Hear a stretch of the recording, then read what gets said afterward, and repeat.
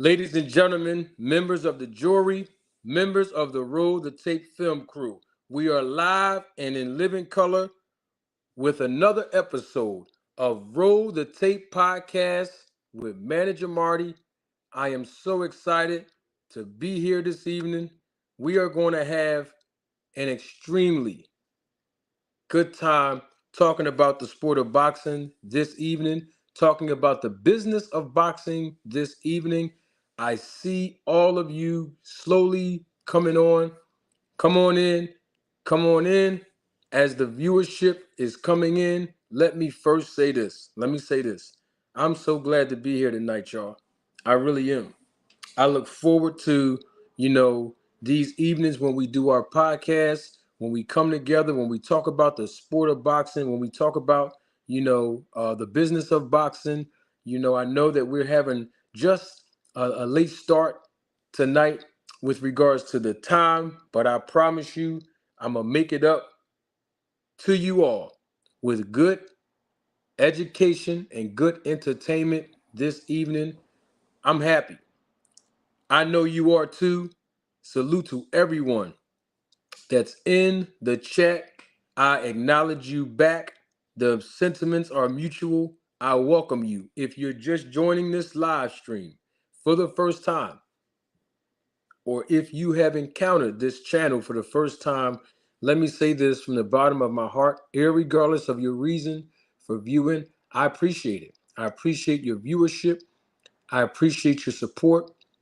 And I look forward to more feedback and more viewership from you moving forward. If this is not your first time here and you are a part of the Roll the Tape film crew, I welcome you absolutely, and salute to everyone that's viewing live and living color.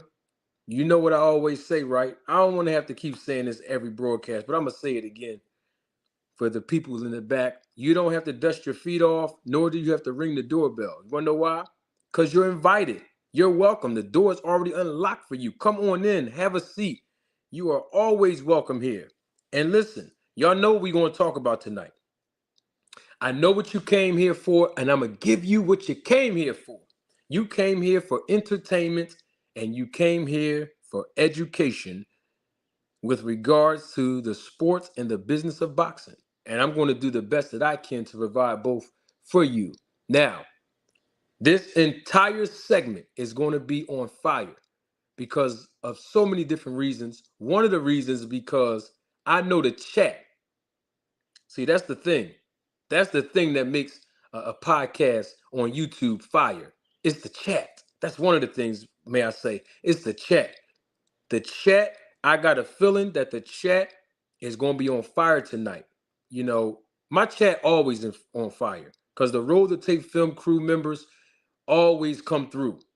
But I think tonight it's going to be one of them nights. Like last Friday and the previous Tuesday, and then the last Friday before that, and then the previous Tuesday before that, and then the weeks and weeks and months before that. Woo! The chat has been on fire, and I see the viewership increasing exponentially as I welcome you in. Come on in and have a seat. Listen, we're going to get this show popping immediately. We're not going to wait. You know me, I don't hold no punches. I don't hold no punches. I don't duck no smoke. I don't back down from controversy. Most people know me as Mr. Roll the Tape. Most people know me as Mr. Controversy. Well, my cousin calls me the King of Controversy. Most people know me as Manager Marty. I'm going to be all three of those tonight. Oh, yes, I am. Salute to everybody in the chat. I welcome you. We're going to have a good time. We're going to have a good time. And another reason why the podcast be on fire is because of the viewership. Because the viewership. This podcast will be nothing without your support and your viewership. All of you that are watching all around the world, I want to say I welcome you. Thank you for your support. Thank you for viewing, the channel. I salute you all. We're going to have a good show tonight. We're going to just get this right out the way. Let's start with our Town Watch check-in. Let's just get that out. We just got to go. We just got to have a good show tonight because, Y'all saw the press conference. Most of you have seen the first press conference between Errol Spence Jr. and Terrence Bud Crawford. I'm going to get your take on it. Not right now, though. In a little bit. We have some preliminaries that we have to acknowledge first while the viewership is slowly and exponentially increasing. How can that happen at the same time? I just want to see if y'all paying attention. So, let's do our town watch check-in in a few seconds because I see people are still, coming on in the live broadcast in just a few seconds momentarily. We will start this podcast like we do every single podcast here on Roll the Tape. We're going to do our town watch check-in, and then right after that, we going right in. All right. And on top of that, while we're waiting for more viewership to slowly come on in, I'm gonna turn the air fryer up. Yeah. Oh, that's another name that I've adopted. The air fryer. Some people that are supporters of this channel uh, refer to me as the air fryer. So I've been running with that for the last 4 or 5 months now, or 3 or 4 months. The air fryer. And so the air fryer, I'm going to turn the air fryer up. I'm referring to myself and how I'm going to air fry tonight. Oh yes. So I'm turning it up. So we will do our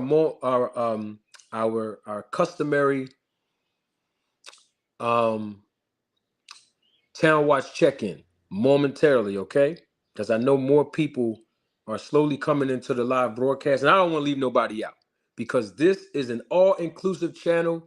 We welcome everyone from all walks of life, from all parts of the world, all genders. We don't care because we have one thing in common here on this channel, whether we agree or disagree, and that is the love of the sport of boxing. So come on in momentarily, right? We're going to do our town watch check-in. All right.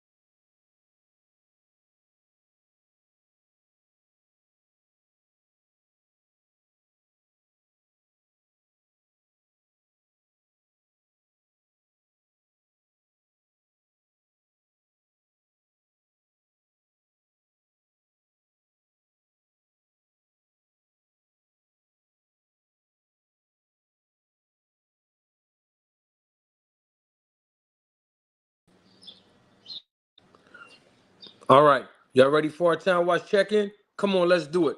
If you don't know about our town watch check-in, because you might just be joining us for the first time or the second time, or you might even missed it the last time, we welcome you all in. This is how the town watch check-in work. I'm a very, very, very, very, very, very, very, very. Oh, look, they already starting it. Look, I see you, Zach. I'm gonna briefly share it with y'all. Right? How the town watch check-in work is very simple. In the chat,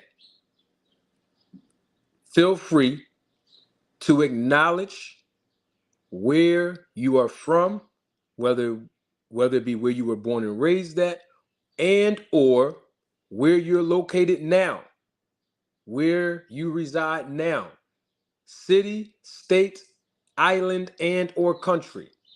Okay? And then what I'm going to do is when I see it in the chat, I'm going to publicly recognize you. I'm going to publicly acknowledge it because there's a reason that we do this on this channel. As I just said a few moments ago, that this channel is all inclusive, right?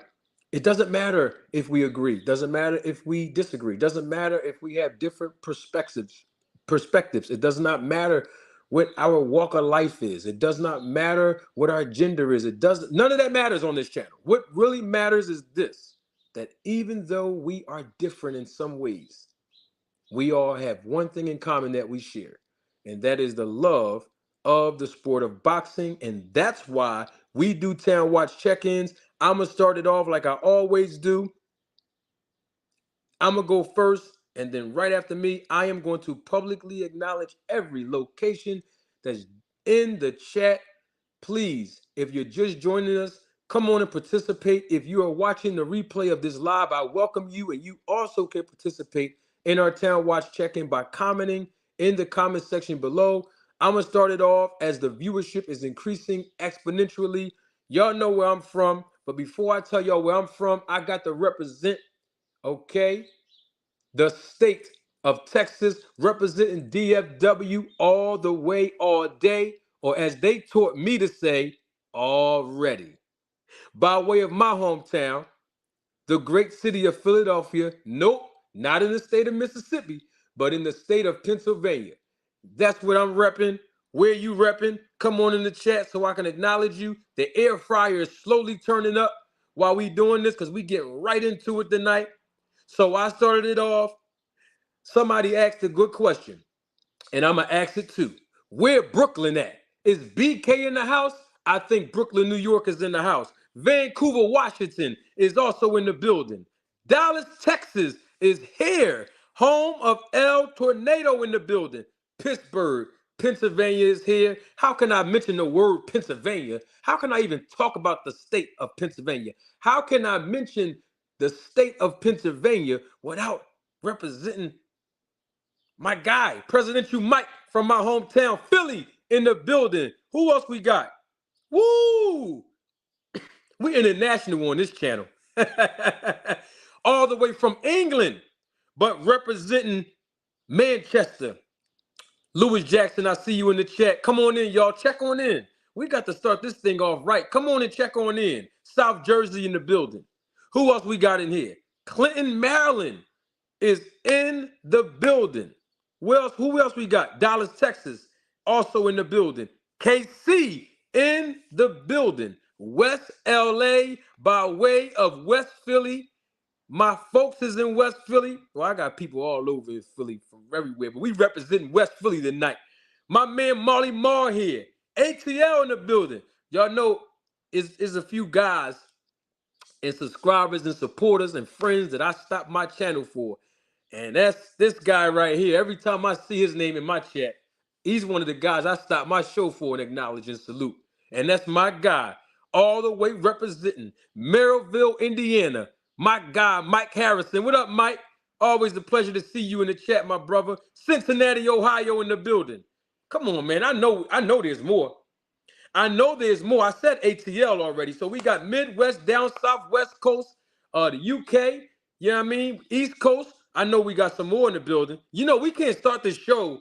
We can't start this show without this happening first. You know, this is like the bread and water. You know, I treat my podcast just like a restaurant. You know, when you go to the restaurant, they sit you down. The waiter or waitress sit you down. You get your bread and water, right? And then the bread and water get you ready for the appetizer. Then after the appetizer, it's the entree, right? South Kakalaki in the building. I see you, my man Omega Red. Tampa, Florida is in the house. Who else we got in here? I know we got more. I already know we got more. I'm not even going to move on to the next segment of this show until I get some more in the chat because I see y'all. And this how I know, because the numbers is increasing. Y'all know one of my favorite words, right? You better believe it. Exponentially. Yes, indeed. Who else we got? Come on in. Check on in. Check on in. You might be just watching live, but you don't want to type in. You don't want to be a part of the chat. We love participation and feedback here. All right, come on in. When you come on in the chat though. Let us know where you from so we can represent. We all gonna represent tonight. We're a boxing family, whether we agree or disagree. You know what I'm talking about? Yes, indeed. Who else we got in here? Don't be shy. Come on now. I won't say your name if you don't want me to, but I'm definitely going to acknowledge where you're at. I'm definitely going to acknowledge where you're at. Come on in. Tampa, Florida's in the building. Yes, indeed. Who else we got in here? Come on in. Check on in. Check on in. We got to get this show popping. We got to get this show popping now. You hear me? Yes, indeed. Got a good show here tonight. Come on in. Who else we got here? Dallas, Texas in the building. Come on. Check on in, y'all. Check on in. We almost done. I know what y'all came here to see. I know what you want. I'm going to give it to you tonight. But guess what I want? Participation in the chat. And guess what else I want? I want this right here. Yep, that's right. Y'all know there's a segment called Nip It in the Bud. If you don't know, you're going to learn about it tonight. Because this is what I want. I want to have a conversation with 2 or 3 lucky, and I do mean lucky, contestants to come join us live, unscripted, by the way. Y'all know, man, Jamarty, the only time you will ever see me do anything with relation to a script is if I'm acting on stage at a play or behind a camera. I used to act since I was a little kid. All right. So I have experience with acting. I'm not acting tonight. There's no script. I'm looking for a Terrence Bud Crawford fan. Not now, because I'm going to fly the kite in the chat. And when I say fly the kite, I think you all know what I mean. If you don't, I mean, I am going to drop the link in the chat because there's a Bud Crawford fan somewhere around, and we need answers. In fact, I would love to hear Terrence Bud Crawford fans' perspective on the press conference that took place today between Spence and Crawford. And it's always good to hear everybody's perspective from Errol Spence's fan base, from Terrence Bud Crawford's fan base. So we're going to get a mixture of both on the show. Hopefully today I'm going to fly the kite in the chat pretty soon. H-Town, Houston, Texas is in the building. Yes, indeed. Yes, indeed. Who else we got in here? Santa Maria, California is in the building, all the way from the West Coast. Who else we got in here? Let's go. Let's go. Let's go. Yes, yes, yes, yes. We got some good boxing to talk about tonight. You know, the question on the floor tonight is, now what? That's the question on the floor tonight. Now what? Press conference happened today. Now what? We know what's next. What's next is there's going to be another press conference. I think tomorrow. Y'all don't quote me on that. I think they're going to another city tomorrow on this multi-city press tour. They might be going to another city tomorrow. I don't have the schedule in front of me right now. Louisiana's in the building. I see you. What's good? Washington, D.C. in the house. Always a pleasure. I see you. Come on in. Check on in, y'all. Come on in. So now what? You've heard both men today express themselves, right? Somebody told me in the chat that it's, all right, somebody said it was, okay, I'm hearing 3 things here. I'm hearing that, 2 things. I'm hearing New York, and then I'm hearing LA. All right, so there was a correction. So tomorrow is New York. That's what I'm hearing in the chat. So they will be in New York tomorrow, okay, to continue the multi-city press conference. All right. So now what? And I can't wait. Omaha, Nebraska is in the house. If there's any ladies, let me stop my show and say this, because y'all know, men, hold on. This is not for y'all. Men, this is not for y'all, men. All right. Now listen now. They know that Manager Marty is one of the smoothest guys on the earth, particularly here on the East Coast. I'm one of the smoothest guys. The ladies know that. My point in saying that is this. If there's any woman that's viewing this channel right now, live and living color, or the replay of this live, or if you're in the chat, let me stop my show by acknowledging you and saying welcome. I welcome you. Thank you for your support of this channel. Thank you for your unwavering support in the chat and even just in the sport of boxing, because, you know, it's always good when women participate in the sport of boxing, whether it be them competing whether it be them in promotions, whether it be them at press conferences. You just need women around to make things happen. And so when women support this channel, I make sure it is my, duty.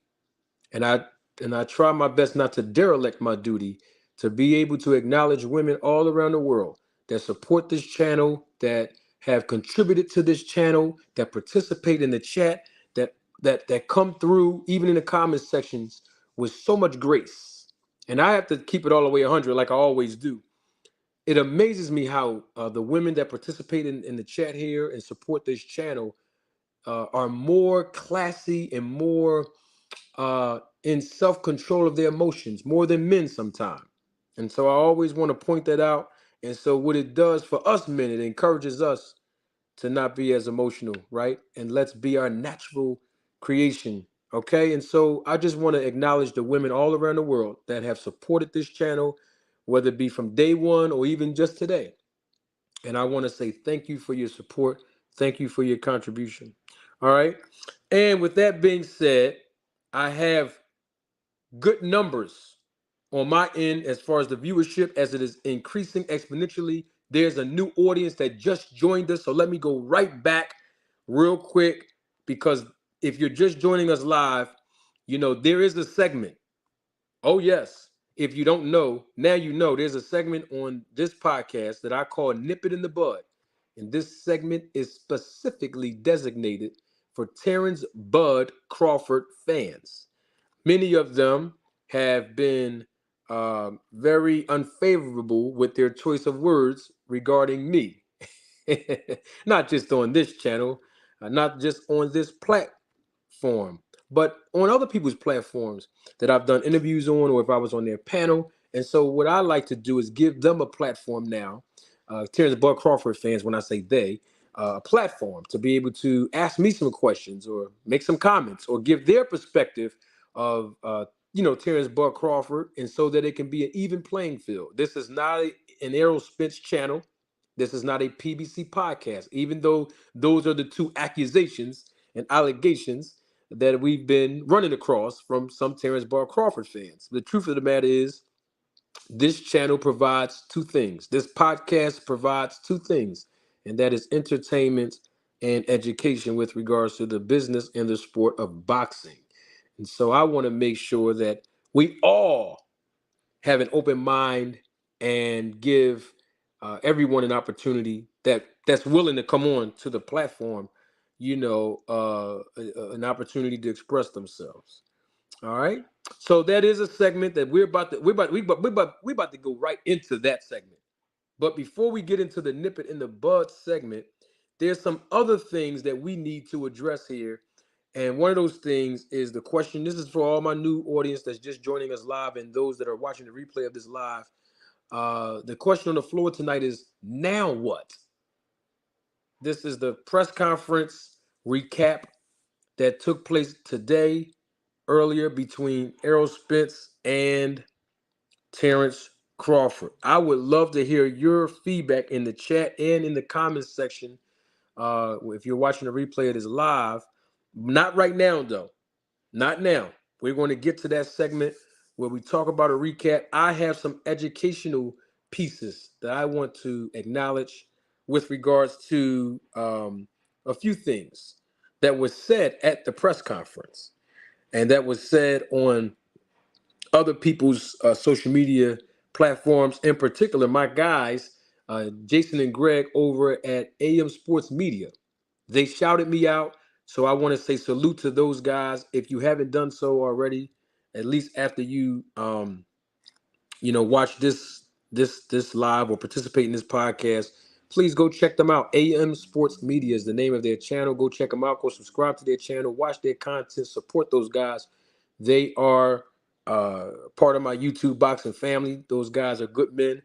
I stamp and approve them. If Manager Marty stamp and approve somebody, it's legit. And so those guys shouted me out on their channel earlier today. And I want to salute those guys. And when we get to that portion of this segment of the podcast tonight, I will reintroduce that information because there's a method to why I'm saying that And we're going to discuss what both men said, Terrence Crawford and Errol Spence. They both was heating it up tonight in the press conference. They was getting it on, and I'm sure most of you may have seen it. If you haven't seen it, of course, it's all over YouTube right now, and we're going to dive into it in just a little bit. And the question on the floor again is, now what? Now what?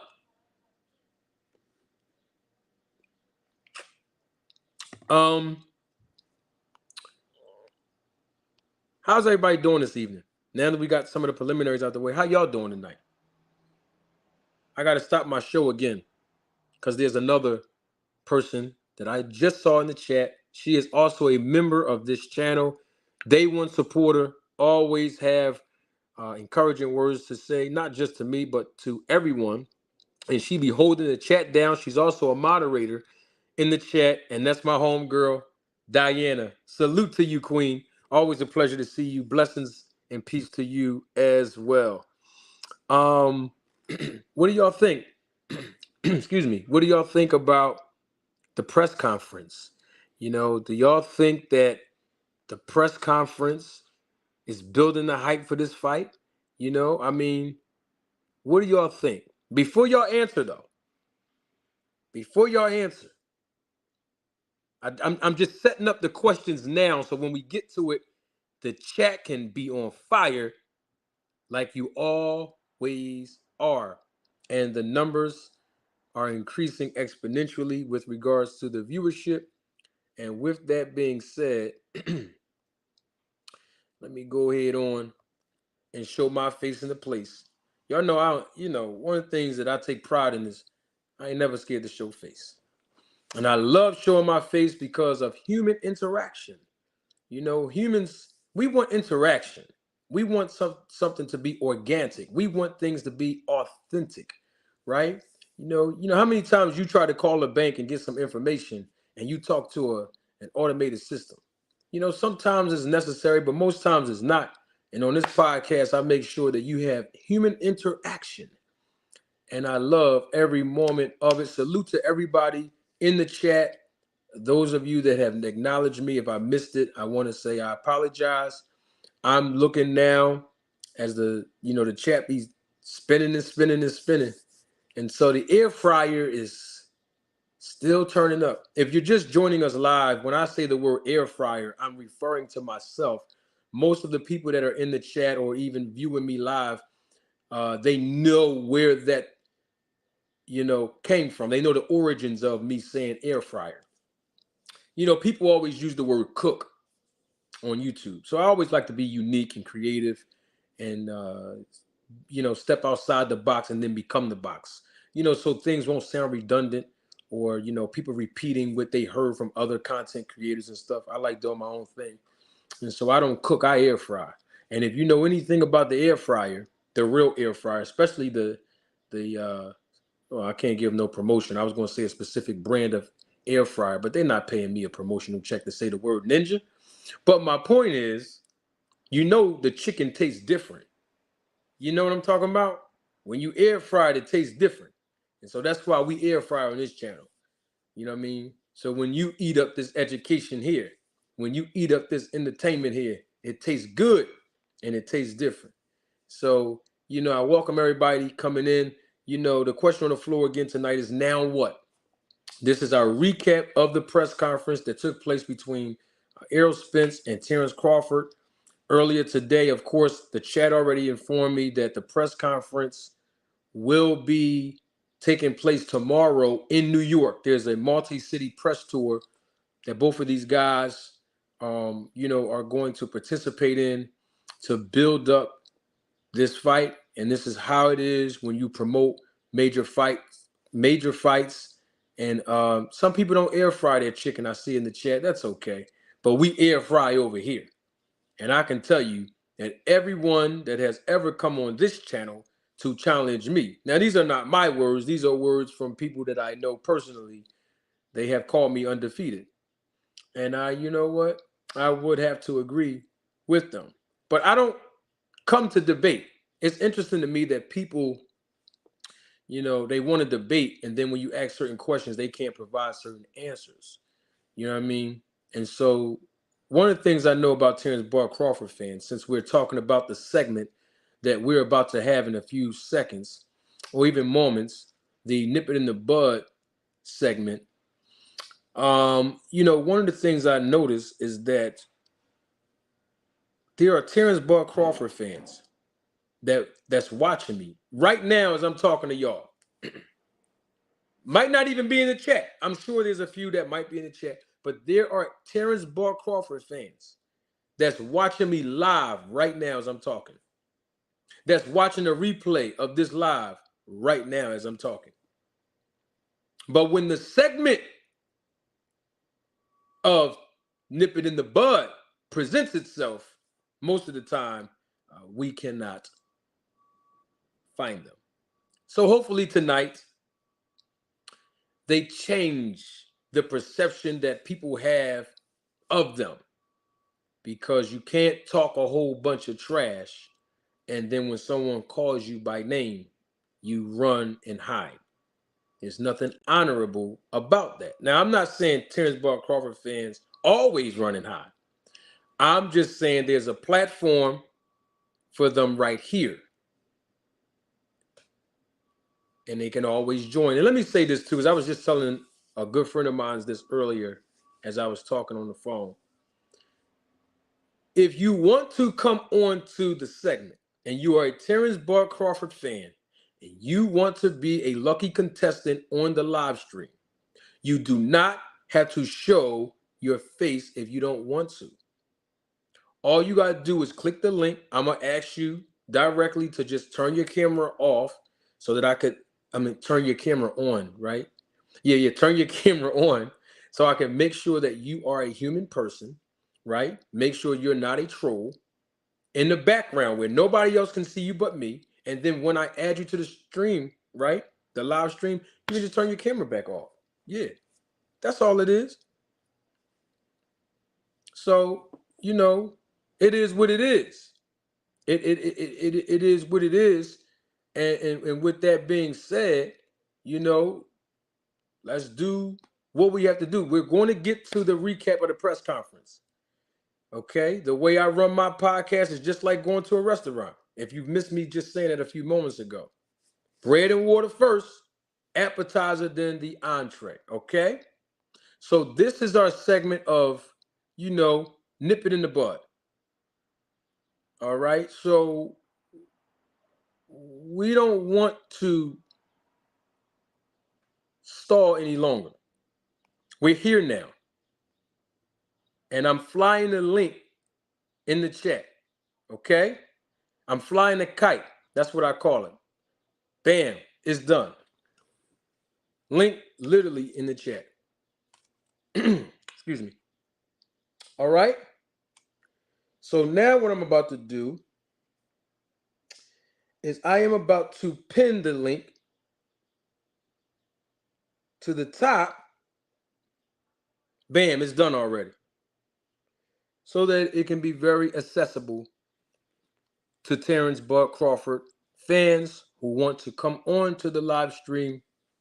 Once again, you do not have to show your face on the live stream if you don't want to. I would like for you to, for the sake of viewership, so the viewers can identify who you are. But if you choose not to, that is perfectly fine with me. All right. So the link is pinned to the chat. We're in our segment of Nip It in the Bud.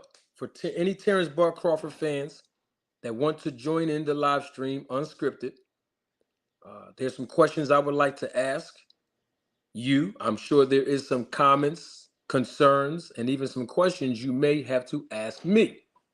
And so the platform is yours. And you might even want to make some comments on even the press conference, that took place today, because that's part of the questions that I wanted to ask as well, about your reaction, your interpretation, your perspective as a Terrence Bud Crawford fan of what took place today at the press conference. So if you are a Terrence Bud Crawford fan, I invite you in now. I already know my guy, Gregory. He's in the chat. That link is not for him. He comes on here all the time. He's a contributor of the channel. He supports the channel. He does a great job in the chat. We respect his honesty. We respect his perspective. We respect his wisdom as our elder here on this channel. And we got a great deal of appreciation for Mr. Greg. So we're not referring to Mr. Greg. That link's not for him. In fact, Mr. Greg, who is an avid Terrence Bud Crawford fan, he has encouraged other Terrence Bud Crawford fans to come in and click the link. So if he's doing it and y'all not listening to him, my words obviously hold no weight, or maybe limited weight, but we're still here. And, it don't take all night, because when people are in the chat and when people are in my comments section, and I'm talking about Terrence Bud Crawford fans when I say people, or in someone else's chat, or someone else's comment section when I do an interview on their platform, or if I go on their platform, just to kick it with the other content creators, and some of the backlash I receive. Some Terrence Crawford fans may not understand it. And I have been misunderstood and misinterpreted, which is perfectly fine. I have no issue with that.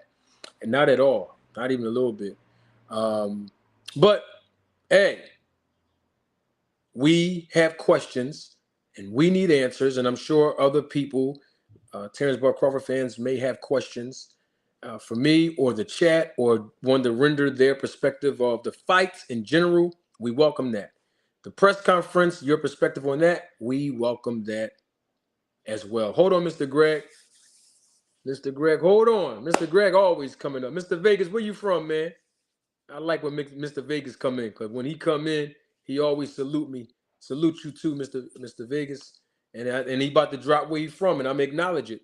So listen, if you're just joining us live, don't forget, just because we have completed our bread and water segment of the show, which is our Town Watch check-in, that does not negate the fact that you can still, drop where you're from in the chat at any time during the segment. If I see it, I'm going to acknowledge it, because that's just what we do on here, to show that no matter what we agree or disagree about, we all have one thing in common, and that is we love the sport of boxing.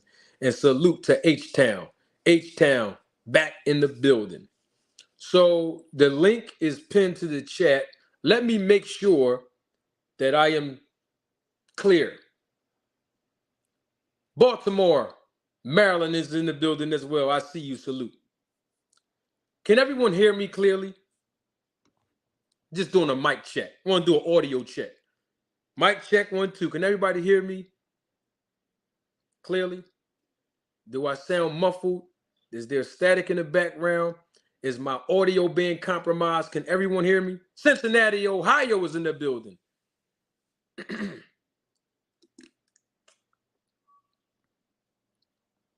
All right. Lucky McKinnell's, Diana, thank you all very much. Mr. Vegas, thank you. Dead Game Boxing, thank you. Asante L, I see you in the chat. Salute to you. Spencer, thank you very much. So my audio is working clearly. Loud and clear. Thank you, League of Legacy. So another question.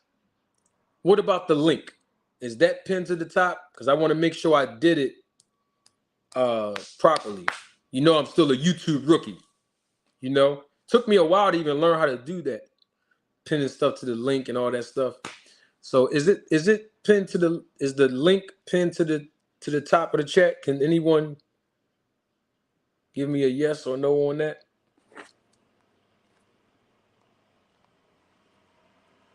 And while you all doing that, okay, someone said that they can see it. Great. Excuse me. All right, awesome.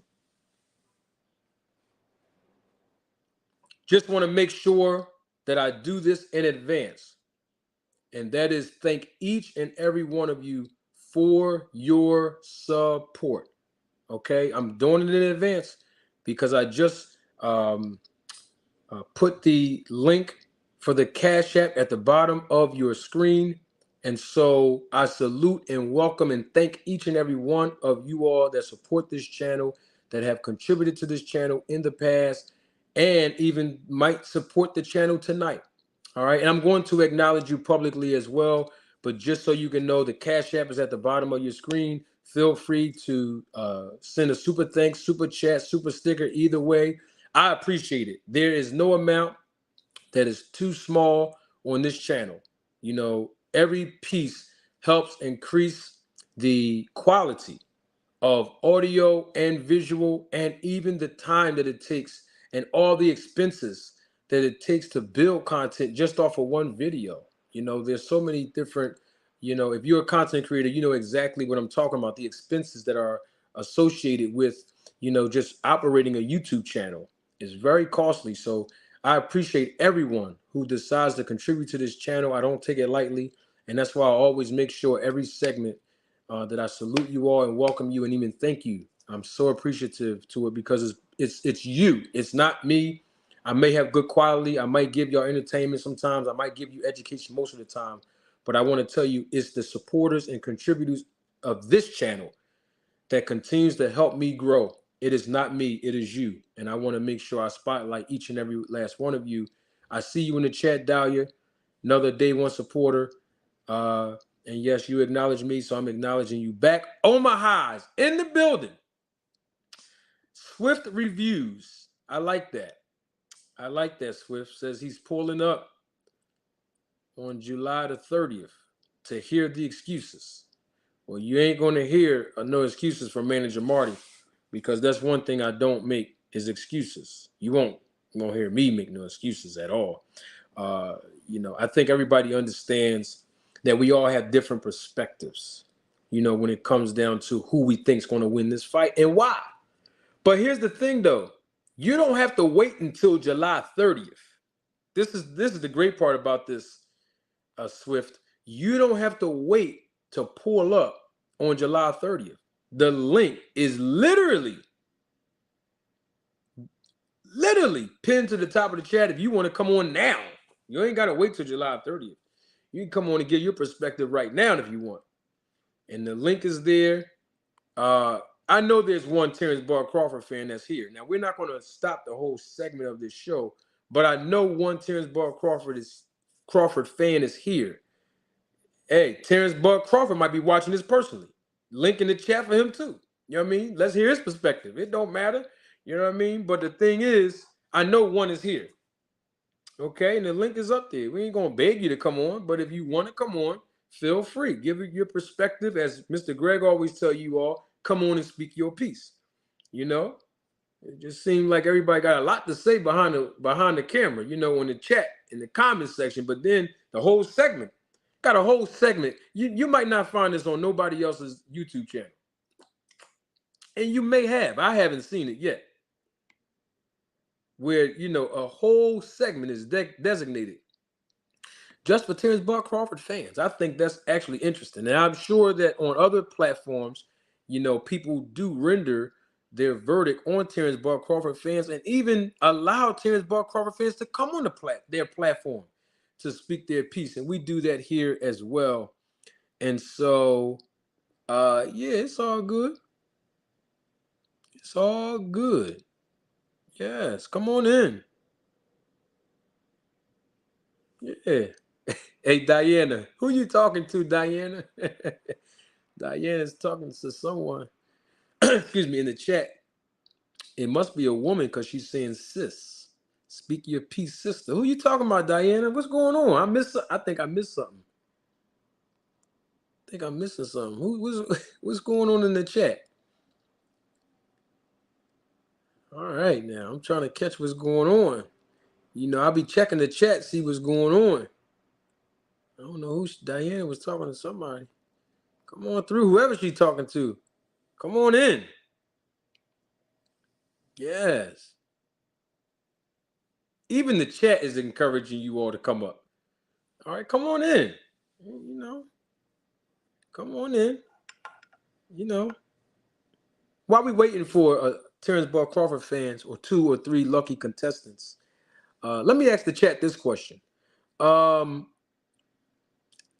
going to deal with Spence's reaction in a little bit, right? In the chat, overall, what do you think about the press conference? Overall, don't give me feedback yet on the particulars of what you've noticed, right? Or what you want to see moving forward. I just want to hear your perspective overall. What do you think overall? Don't have to be a whole paragraph, but I just want to get your perspective overall. How was the press conference in your opinion? Anybody in the chat can answer this. Bandel, come on up. Let's talk about that. Let's talk about what you're talking about in the chat. TBC Promotions, right? Come on up. Link is in the chat. I would love to talk about that. Yes, we can talk about that live, unscripted. Come on up, Bandel. Yes, come on up. Let's talk about that. Yeah, somebody said too much respect. Somebody said they just warming up. Diana, thank you for your support in the chat. Dahlia, I see you. It was what I expected. I liked it. Another person said they liked it. Just seeing them in the same room was good. Okay, so we're getting some good feedback here. Somebody called me in. Somebody saying I'm still in denial. That's what I'm saying. Bandel, come on up, though. I want to talk about that. The air fryer is actually warming up, too, by the way, people in the chat. Oh, you don't have time to jump on tonight. I respect that, Bandel. I respect that. I know. I feel you, Bandel. I appreciate the time that you are donating, though, in the chat and your viewership. I do appreciate that. Thank you so much for your viewership, Bandel. And we can still talk about that, but it will be more interesting, if we talked about that together, since you brought it up. But maybe on Friday evening, maybe you can come back on Friday evening and we can discuss, your comment a little further. So overall, though, y'all think that the press conference is going to change, since they look like they were like a little bit too friendly? I don't know. What y'all think? Somebody said smash that like button. I appreciate it. Okay, Trey Yaki says, I'll jump on. What you trying to ask? Come on, Trey Yaki. I hope I'm pronouncing your name right. The link's in the chat. Come on in. Come on in now. Come on in. Let's have a dialogue. I want to hear your perspective on, the press conference from Terrence Bud Crawford's perspective, since you sound like you're a fan of his, Trey Yaki or Treyaki. Hope I'm pronouncing your name right. But come on in. Yeah. Good evening, Judah, in the chat. I see you. Come on in. Yeah, let me show my face because I want to make sure that we get some human interaction in here. Come on in, y'all. Oh, my guy is here. Y'all know I'm going to stop my show for him, too. Day one supporter, my friend. Like family to me, my guy. Salute to him every time. Every time. Mr. Pragmatic, what's up, my guy? You didn't miss nothing too much, Mr. Prag. We're just starting out. We're still waiting, Mr. Prag, for a Terrence Bud Crawford fan. You jumped right in you jumped right in. My words is tying me up right now. I'm reading something in the chat. You jumped right in, Mr. Prag, on the nip it in the bud segment. So, that's where we are right now, Mr. Prag. And also, I'm actually speaking on everyone's take overall, not in detail. We're going to jump into that in a little bit. Everyone's overall perspective on the press conference in general. And that's what, we were talking about, Mr. Prag. Trey looks like he's in the back. He just showed me his visual. So his camera is working, and it is up to him if he wants to open his camera. We have Trey live in living color on the Roller Tape podcast with Manager Marty. Trey, are you there? Hey, what's good? I'm here. Yeah, you sound like you're very far away, Trey. Can you hear us? Yeah, hold on. I got these earphones in. Hold on. Hold on. I'm ordering some food. Can you hear me a little bit better now? Oh, I can hear you much better now. Yes, sir. Oh, I was. And what you was trying to add? Well, Trey, I mean, I want to thank you first for coming on. Let me ask you a question first to make sure that you're in the right segment because the viewership is increasing exponentially and everybody is watching us live. Are you a Terrence Bud Crawford fan? I'm a Crawford fan and a Spence fan. You're a Crawford fan and a Spence fan. Yeah. Okay, so do you lean more towards Terrence Crawford? I mean, it's a 50-50 fight. I don't really, I can see it going either way. Hey, I ain't get my vanilla shake. Oh, okay.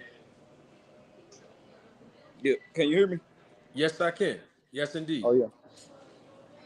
Yeah. But it just be funny sometimes when people be appreciating. It'd be just funny sometimes people be a little biased, so that's why I come up jump defend Crawford because sometimes y'all be coming off a little biased. Okay, so you think I'm being biased towards Crawford? You being biased towards Spence. So you think that I'm hating on Crawford?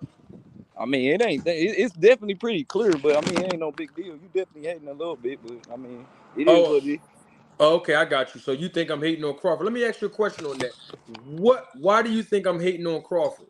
You said it was pretty clear. Why do you think I'm hating on Crawford? I mean, you a Spence fan supposedly, and you chose a side, but you be dogging dude every day. I dog dude every day.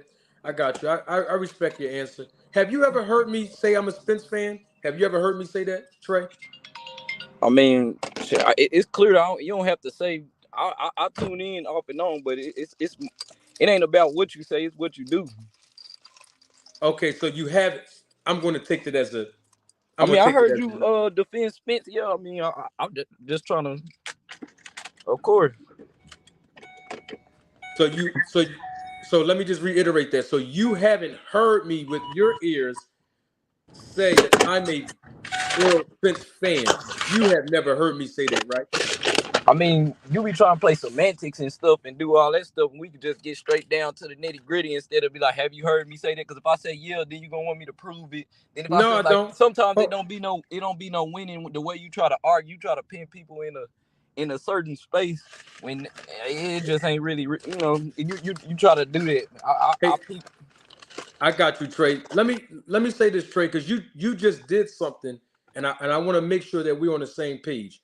I asked you a question, and you said to me, if you said yes, then I would say, how do you know what I'm going to say and do next? How do you know that? I mean, did I ain't say nothing. That's what I'm saying. I ain't say nothing about what you gonna do next. I ain't Yeah, say you. nothing about that. You making your own perspective on something. I Hey, never hey, said. hey, Trey, you did. You said if you would have said yes to my question, then Oh, I you would saying have that said because I didn't watch your show before. I see what you be doing. Even when people pin you and you be wrong, you still try to turn it. Be like, hey, that's not what I asked you. When a dialogue go two ways, you telling people to pin up, but you wanted to just answer it the way you be wanting. It be kind of manipulative, bro. Like I mean, well. I peep what's going on, but shit, it's all good. I mean, that's the choose the way you choose to go about what you're doing, but it just be coming off. You try to pin the narrative the way you want to pin it, and it's a 50-50 fight.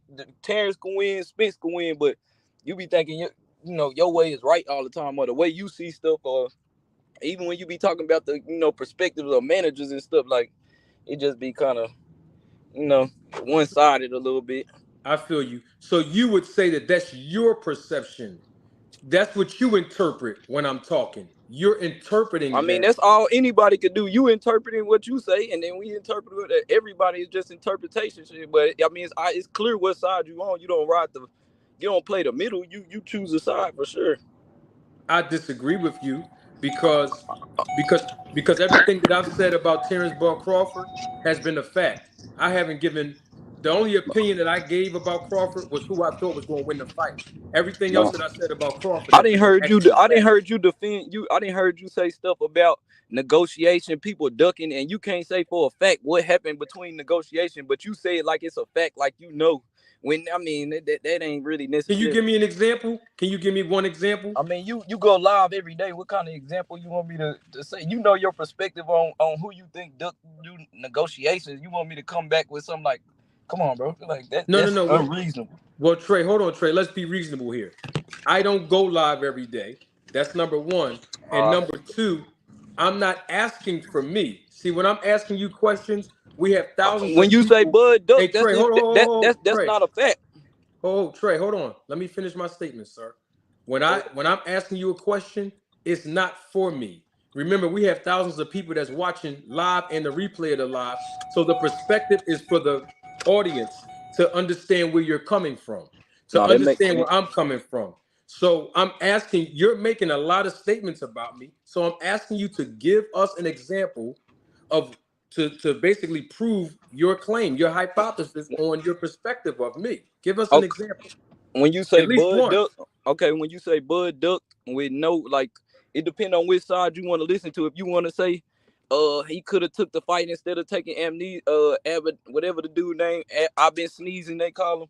But or you can say that Al Heyman was in the middle. Once you try to choose one side and say this is the way it is, that's kind of biased.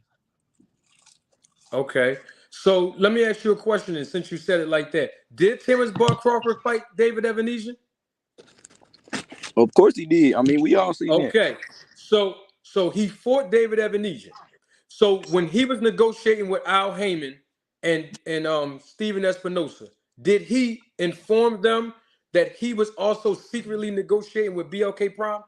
Who said you got to inform somebody when you See, negotiating? Too? Hold see, on, see, you asked me a see, question, Trey, fam. I'm asking you, hey, Okay, Trey, well I asked let you a me yes answer. or no. Hold on, Let Trey, me. we can't Well, I talk at gotta. the same That's what time. I'm saying. You trying to control it. Let me answer the way No, I I want to asked answer. you, Okay, let me Trey, answer. Let me answer. I asked you a yes or a no question, and Oh, you're answering it by telling me no, just yes or no, bro. that's what I'm It's saying. just only yes or no. You want to leave people like they're a kid. We trying to give a perspective. You won't let me paint a picture. You want me to just say what you want me to say. But if I'm No, trying I to just go want to, you to answer the question. That's I, all. It's a I was trying direct to answer, question. but you won't let me finish talking. I just asked you a direct question. Like Okay, Trey, but if you you can't control how I answer it, fam. Like, come on now. I agree with you. I agree with you, but how else will the fan base and the audience understand your perspective if I'm asking you a If direct you let me question finish and saying you're what I'm not hold on, saying, you're not letting me finish talking. you didn't let If me I finish. if I listen, if I ask you a direct question and you don't give me a direct answer, I have the right to say, hold on, before you go all around the board, answer the question first. You see what I'm saying? I was definitely answering direct, but you didn't let me finish. So you can't how you just like you said, how can you predict what I'm saying if you didn't let me finish saying what I'm saying? No, I'm not predicting what you're saying. I asked you a yes or no question. Did When Terrence you said Crawford that, you didn't say nothing about yes or no. You said you asked me a question and I went to answer it, and then you come back and say no. I said a yes or no question. You didn't say that from the beginning. I started elaborating, then you cut it off and be like, I asked you a yes or no question. Come on, man. very a Trey, it's very simple in dialogue. If you ask me, do I drink water every day? That's a direct Bro, you be yes or tripping. no question. And if I say to you, well, I mean, sometimes I drink juice and I be trying to stick with water sometimes because I know it's good for I never answered your question, bro. Bro, That's what I'm saying. you be reaching, fam. I respect your opinion. But let me ask you the question then. When Terrence Bud Crawford was negotiating with BLK Prime, did he inform Al Heyman and Steven Espinosa of his intentions? It depends on who you want to listen to. How do we know what somebody else did with their life? Come, what kind of question is that? Because we're listening to what Terrence Bud Crawford's words were on his IG Live. We got to go by what the man says. You want to go by it on this scenario, but in other scenarios you don't. You want to listen to the other side. Do you see how un unrealistic that is? Do you see how biased that is? Like nobody know what's going on behind the scenes unless you behind the scenes. You choose it, pick and choose what you want to listen to. Like that's not realistic. Like I don't go off of hearsay and stuff nobody know about. Nobody know what kind of negotiation or something like. So No it's no problem. point. It's no point in debating. Nope. No problem. I agree with you that I wasn't behind the scenes in the negotiations, right? But here's the interesting thing about that. When I ask you a question, you still haven't answered. So I'll answer the question for you. No, You he can't did answer. not. You can't answer the question because you don't know. You just said that. So what? Come on. Okay. So let me ask you a question. So let me ask you this question then. Did you ever hear Terrence Bud Crawford say one lie before? Did I hear him say one live? Now we're gonna play the gaslighting game. I can't hear you, fam. I'm sorry. I'm eating. Shit, I'm tuning it. What you said? Did I hear him say one live or one lie? He heard everything else I said. Have you ever heard Terrence Bud Crawford say one lie? I didn't hear it. Both of them lie. I Ain't didn't nobody. ask. See, here we go again. I didn't ask you about Spence. I mean, Did you? yeah, I didn't heard him say he didn't want to fight Spence. He didn't need Spence. I didn't heard him say that before. Okay, so is that a yes or no? Did you hear him say a lie or you did not? I mean, it depends on if you want to call that a lie. I call it negotiating.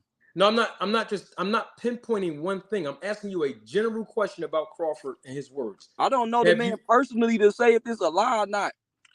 Oh, okay. Well, then let me ask you this then. How would you know if somebody's lying to you even when you don't know them? What other indicators would you use? I mean, that's like like you reaching, fam. Like if you I'm don't asking know, you a question. You won't I, answer the question. I'm answering the question. I can't tell if somebody lying if I only know half the story. That's Got you. that's that's reaching. That's what Okay, you I be got you. doing. You I be got you. reaching. I got you. Hey Trey, now I'm going to give you my reason. The reason why I'm asking you that question, Trey, is because the rules that you are using against me don't apply for Bud. Let me give you an example before you cut me off. You said that you listened to the content and you heard the words that I said, and you based your interpretation on the words that I say as hating on Bud, as I'm being biased for Spence. These are your words that you just said in a matter of 2 minutes. How can you then say to me that you understand that I'm hating on Bud, that my content is about Bud, that I'm biased for Spence, that I'm not holding Spence accountable? You were able to dissect all of that from me based on my words, and you don't know me. But when I ask you about Terrence Bud Crawford's words and you don't know him, you pick and choose which one you're going to address. Do you see how unreasonable you sound right now, fam? You I'm sound hella unreasonable. I heard, I watch. You got a show where you explain your point of view. You going off of stuff you know half the story about and trying to paint a narrative. I'm No, I'm going off not, what you say out your mouth, bruh. You were able to dissect bro. everything about what I say, and you I interpret. barely get to You gonna talk let me because you finish? don't listen well, fam. Like you You you you take over conversations when you we you, can't. You want to direct it. Just sometimes fall you gonna back let me and let finish? people. You ain't let me finish, but you want me to respect you. It's your show. I feel you, but damn, like you won't let me. Like you want to lead a nigga. I'm not a. Come on, bro. We both men You on here. can't you can't use the N you can't use the N word, Trey. Can't use the N word. Well, my fault. My It's all fault. good. So I'm just saying, It's like all good. you won't let me like finish saying a word every time I start saying 2 3 words. You cut me off. I mean, which is your show. I gotta follow your rules, but it just don't seem reasonable. I see what kind of like like I just see how you handle stuff, and when instead of just sitting back listening and getting the understanding. You want to try to like lead somebody and think you like, come on, bro, just listen to what I'm saying, and I'm then just we can. asking you, hey Trey. I'm just asking you direct questions, and all we want as an audience is just direct answers. That's all we want is direct answers. So I know that's right. So he got off. I didn't kick him off. My point is this, ladies and gentlemen, members of the jury, members of the Roll to Take film crew. If someone says to me, Manager Marty, you're hating on Bud.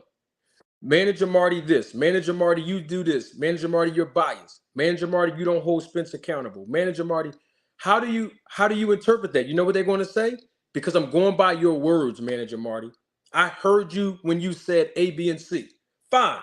I don't mind people having perspective of me. What I'm saying is when I'm asking those same people to scrutinize the words of Bud Crawford, you know what they say? Well, I wasn't there. I don't know him like that. But you don't know me like that, and you took my words and you interpreted it as I'm hating on Bud. So why doesn't those same rules apply to Crawford? That's because people are fans, and I'm okay with people being, fans of fighters. I don't mind. I'm a fan of fighters. I'm fans of the sport, also. But all I'm saying is the rules have to apply to everybody. That's all I'm saying. All right. Let me get this super chat and I'm gonna let another person on real quick. Bruce Leroy, thank you for your contribution to the channel. Salute to you. Always a pleasure. Says Marty, you got to be the sorry. Marty, you got to be the most patient man in the world. Ain't no way I will be trying to reason with a clown like this. These Bud fans are feminine men. Those were the words of Bruce Leroy. Thank you for your contribution, Mr. Leroy. Always a pleasure.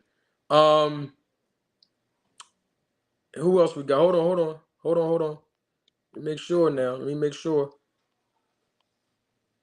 We got Dead Game. Dead Game Boxing. Are you there? Dead Game Boxing. Can you hear me? Yo, can you hear me? Oh, I can hear you loud and clear. Welcome, man. How are you? Oh man, doing good, brother. My first time checking your show out.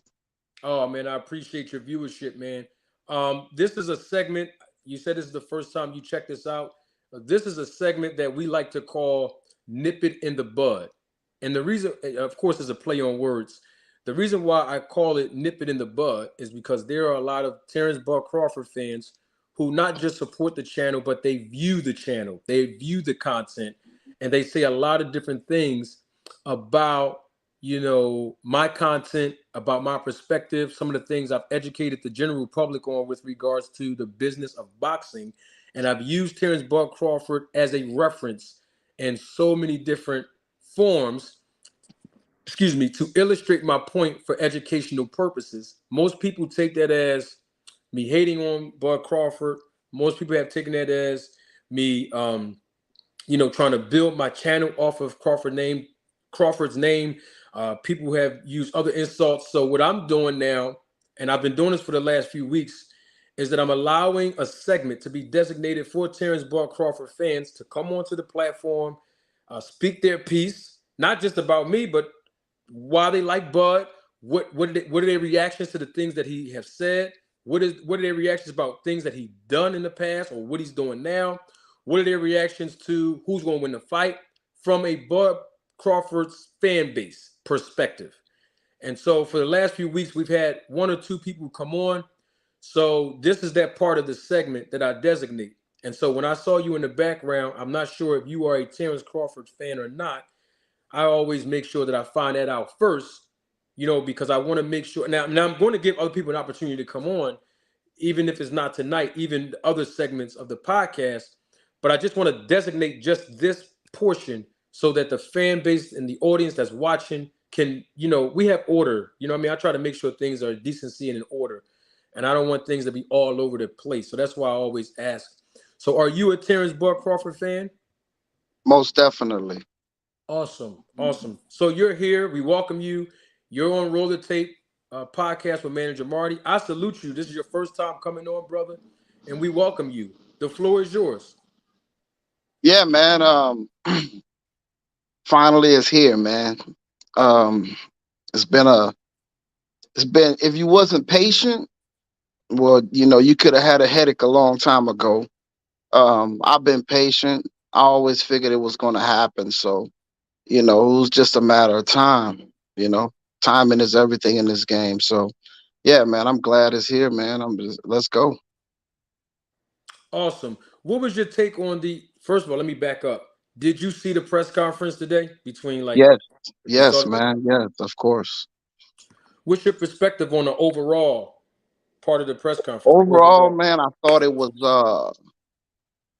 I think it was a good image for the brothers to have an image like that. Two kings in the sport, know how to talk to each other without disrespecting each other too much. Um, I mean, it was great. I mean, to me, it was how two professionals should be at the top of their game, how they should conduct themselves in a press conference.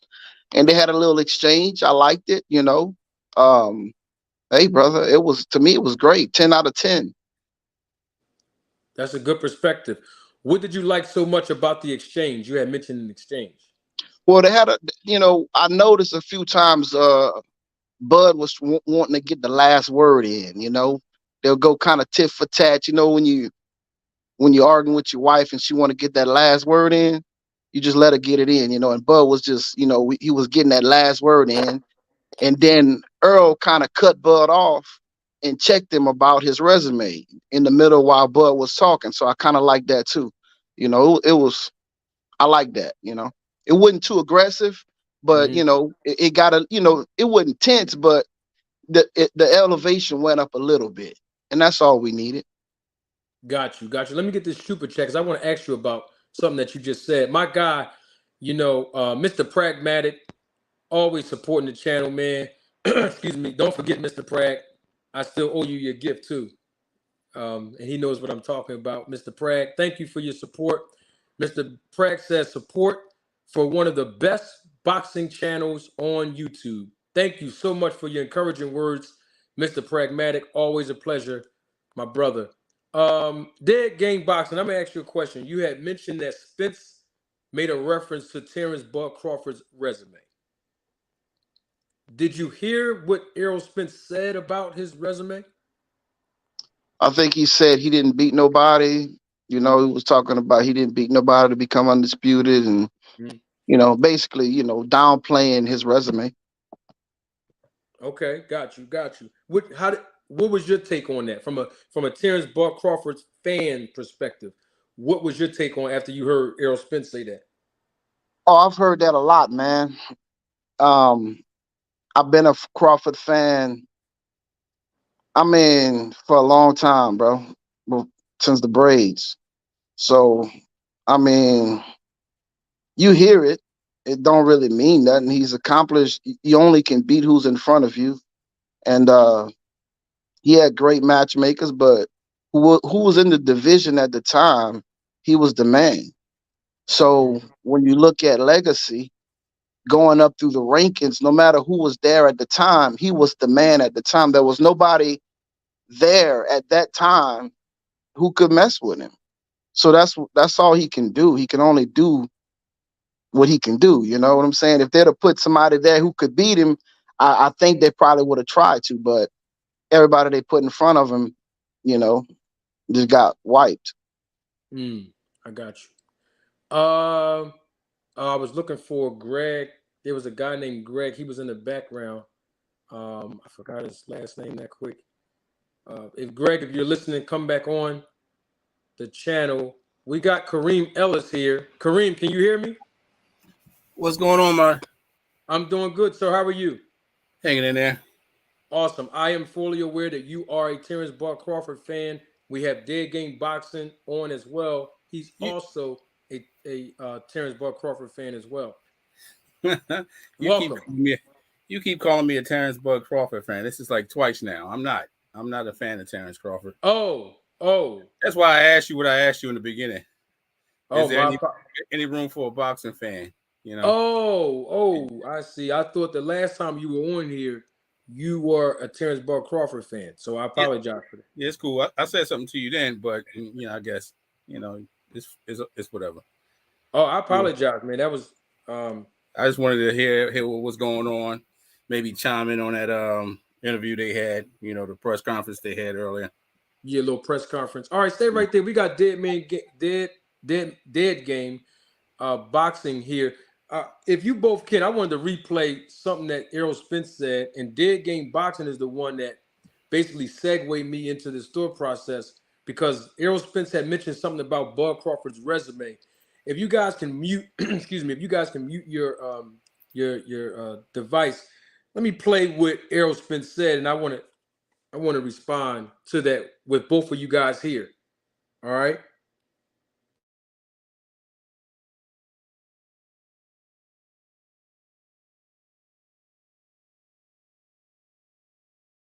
I'm trying to roll the tape, ladies and gentlemen, members of the jury, members of the Roll the Tape film crew. Give me 1 second momentarily. I'm trying to get it to that piece that I want to replay when Errol Spence and Crawford had that exchange. Give me one.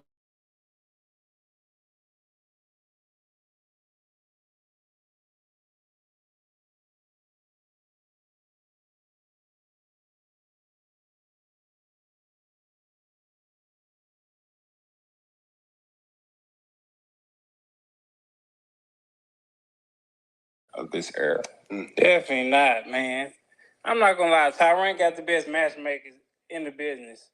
You ain't fought nobody, man. You haven't beat anybody undisputed at 140. Who you fought at 135, and who you fought at 147. Even you fought Sean Porter. Even Sean Porter said, "What did I do to Sean Porter?" Okay, let me do an audio check. Not you all on the panel. This is for everybody in the chat. Can someone let me know if you can hear that? I want to make sure I do an audio check. Carl Brown, I see you in the chat. Salute, brother. Can you all hear that? Was that loud enough? Can everybody hear the audio I just played in the chat? Can someone give me a mic check, please?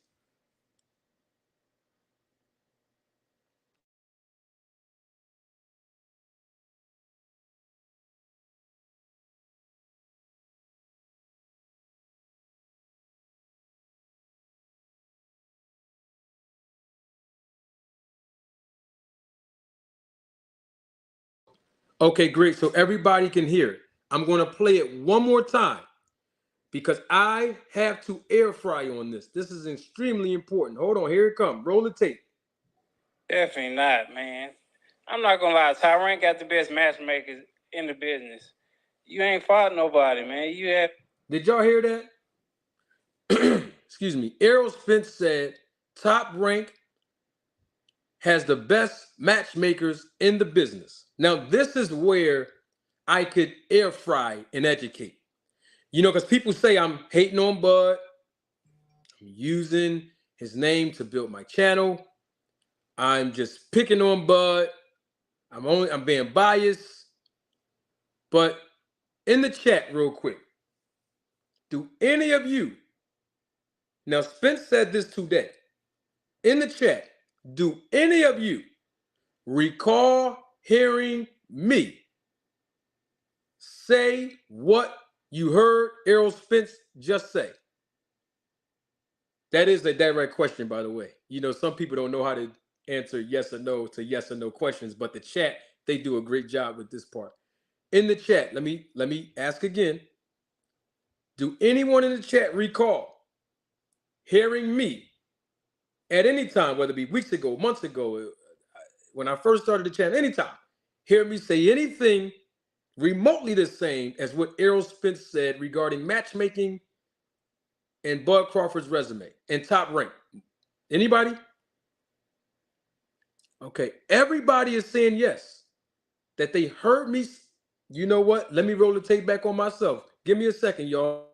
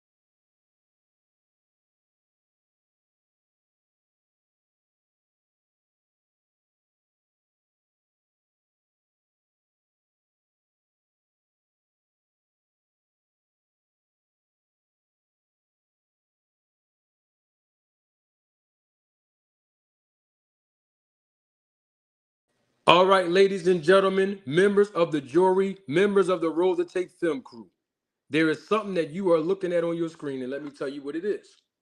This is a segment of a dialogue that I was having with D-Town Boxing, another content creator, right?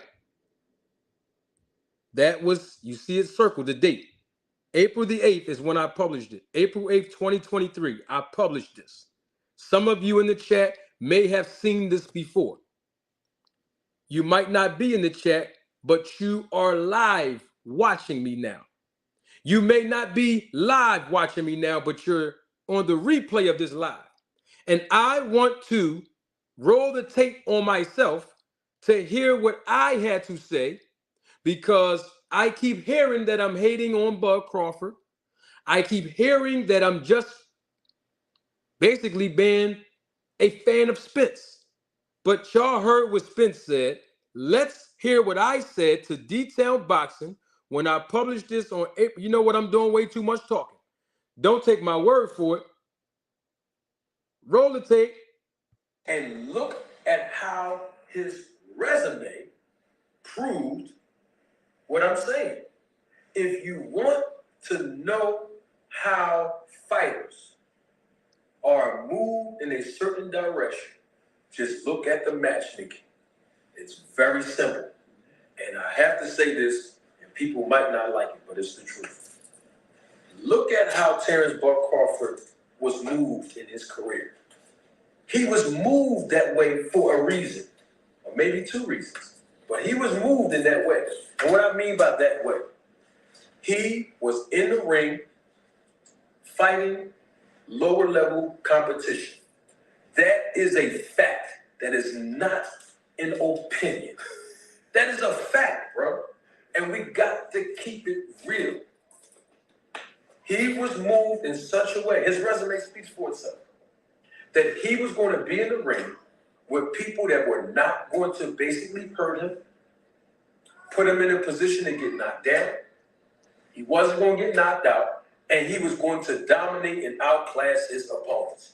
And you don't have to take my word for it. His trainer himself, Mr. Bomac, when he was asked about Rocha, he said it himself. Oh, that's a sparring match. Crawford's going to go in there and just fully dominate him, and he was comfortable saying that on camera. So, did y'all hear that?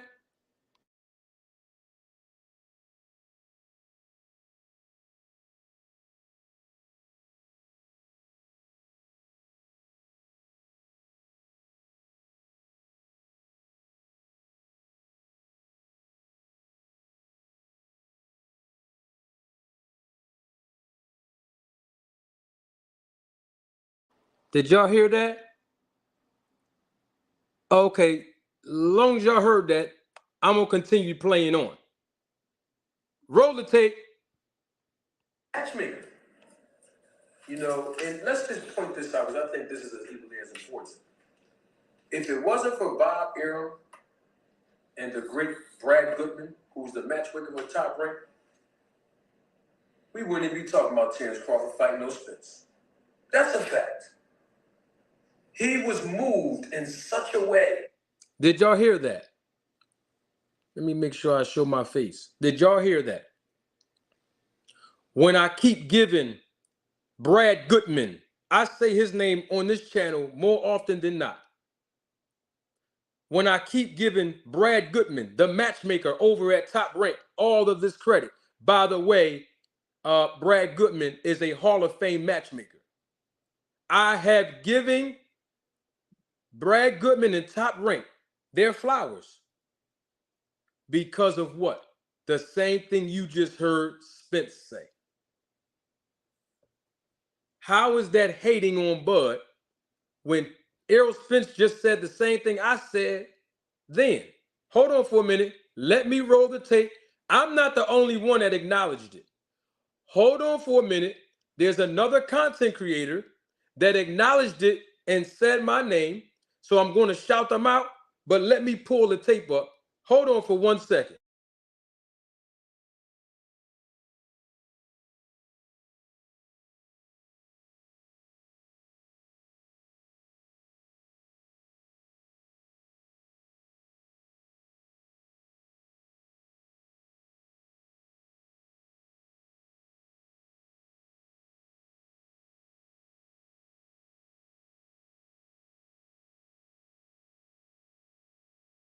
Now, salute to my guys, AM Sports Media.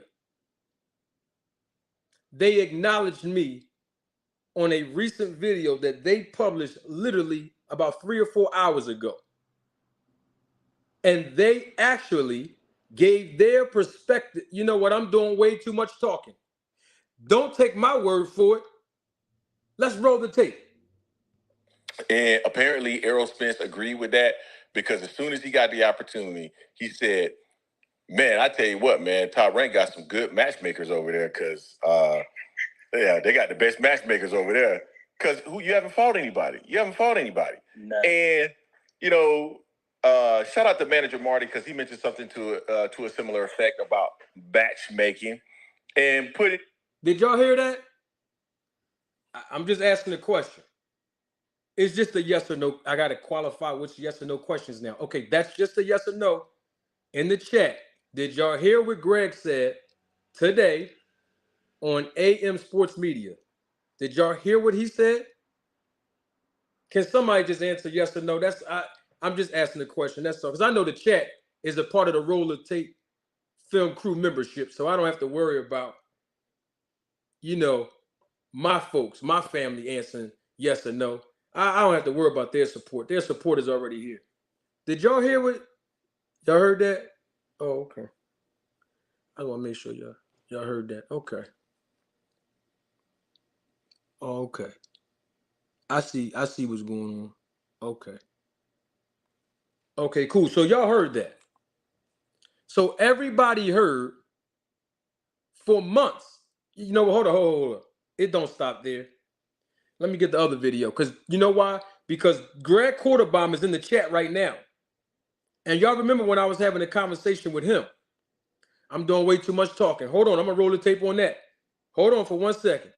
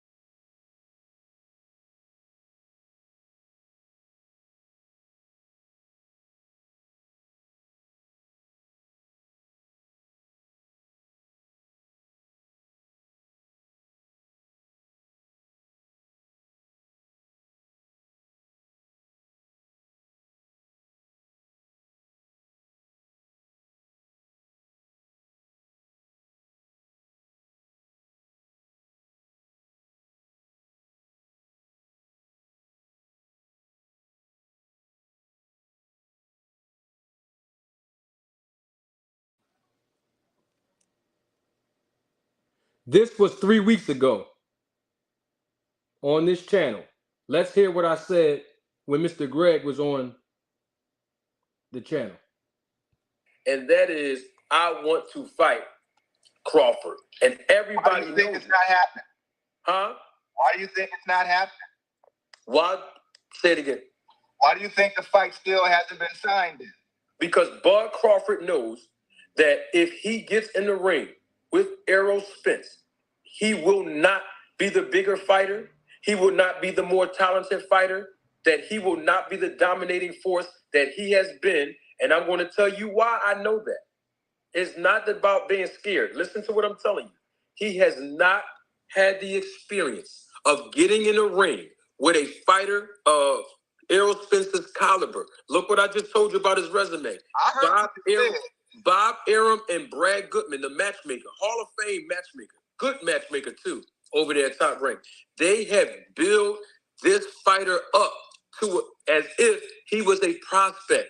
So when he gets in there with someone else that has more skill set than him, his confidence level is not there, and that's why So you think he's afraid?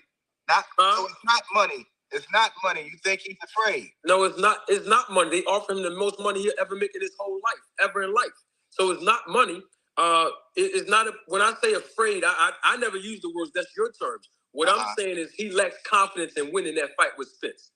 Think about this. That's where we're in a disagreement at.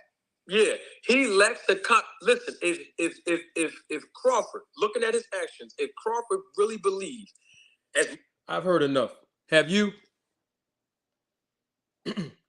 Kareem, are you still there, bro? Yeah, I was on mute. Yeah, I'm still here. My God, did you hear everything that I just played the audio of, bro? Yeah, I was around for that show. Oh, okay, cool. Dead Game Boxing, are you there? Yeah, I'm here. Did you hear everything that I've played so far in the audio? Yes, sir. What's your take on everything you just heard, brother? Apparently, you were wrong because they made the fight. How is that possible? I was. You know, Crawford fans do that too. You know that, right? Yeah. No, this. Hold on, Kareem. It's okay. I want to hear. I just want to hear how I was wrong. So, Dead Game Boxing. Tell me, how was I wrong? You said Bud was scared to make the fight. And apparently you were wrong because they made the fight. Why did I didn't say he was scared. I said that he lacked confidence. Why did I say he lacked confidence? Well, does it matter? He made the fight, though. I can't get an answer out of people. You can get an answer. I'm answering you. He made the fight, so you were wrong. You don't know. How can you say the man like confidence and he was in negotiations before he went catch the bag with Evanesian? That's the whole point right there. But then he stepped right out of the Avenesian and went right back into negotiations, and that's why he got the fight. The confidence thing comes in when he didn't make the fight the first time around. Well, they was having some issues. So okay, the first time around, they were having. Hold on, right. So let me say this: the first time around, they were having issues, right? So they were still working on it. So what happened was Blue Blood contacted Bud, right? And when Blue Blood contacted Bud, he let him know that he had a bag. Oh, I think Blue Blood met him at the 7-Eleven or some shit. Okay, Dead Game Boxing. Quick question. All over the place. Because I want to make sure that the fan base and audience are caught up to speed. When did Blue Blood contact Crawford? Do you have a month, year? No, so let me tell the fans first of all, this is coming from Dead Game and not a reliable source because I'm just telling you what I seen and what I seen, right? Okay, so basically Blue Blood met up with Crawford accidentally at a gas station. Right? You a Dead Game Boxing. Hold on, man. That's amazing to me. A Dead Game. That's amazing to me that you would believe something like that. I'm not telling you. Listen to me, brother. Have you heard that story? Have you heard that story? A Dead Game. Hold on. Before people think, hold on. Before people think I'm crazy, have you heard that story? Hold on. Have you heard the story? Brother, I'm asking you a question. Have you heard the story? What I'm telling you? Yeah, everybody know about that. Okay, so let me finish. So why don't you let me finish then? I want to help you. Why would you tell me? Before you keep going and telling this story, I want to help you out. I was on the live stream when Blue Blood met up with him. They met up, and it wasn't an accident. It was a meeting that he had scheduled with him. Blue has been trying to do something with Black Prime TV, Black Prime Boxing, or whatever the hell that was. He's been trying to do something with them for almost a year before he started dealing with Crawford. Crawford was his way in the door. It was like bringing some cake to the party. That's what that meeting was about. That was a scheduled meeting that he had with him.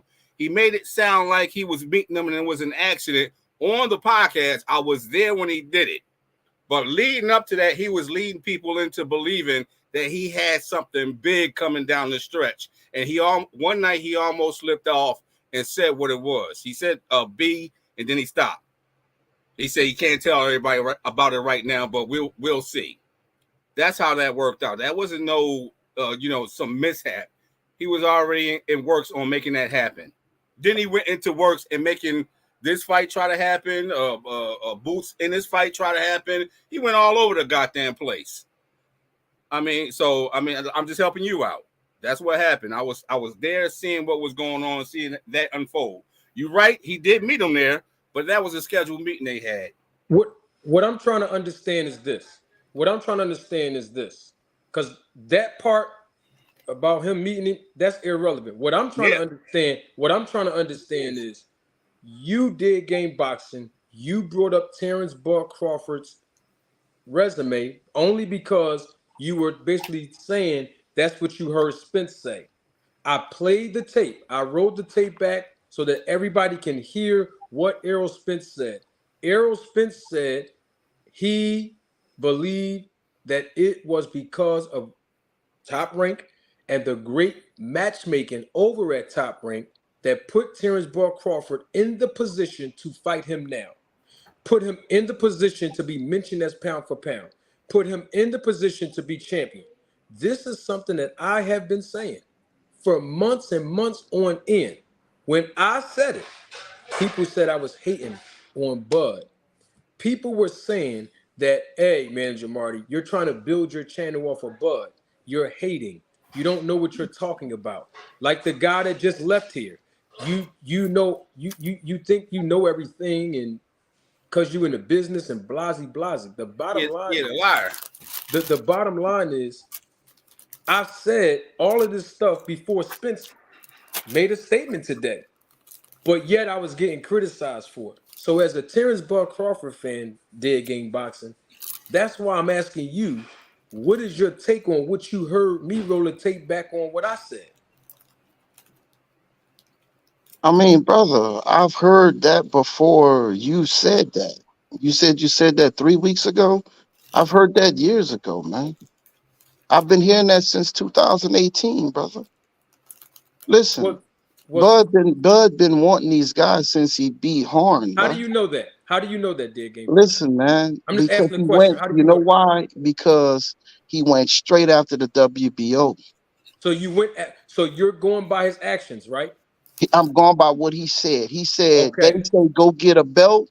Okay, now I got a belt. That's Got what you. he said. I Okay. want all of y'all at PBC, all of Got you. y'all.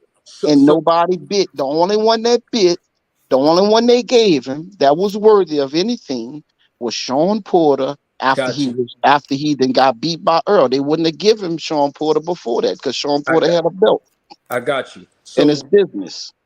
got you. I agree.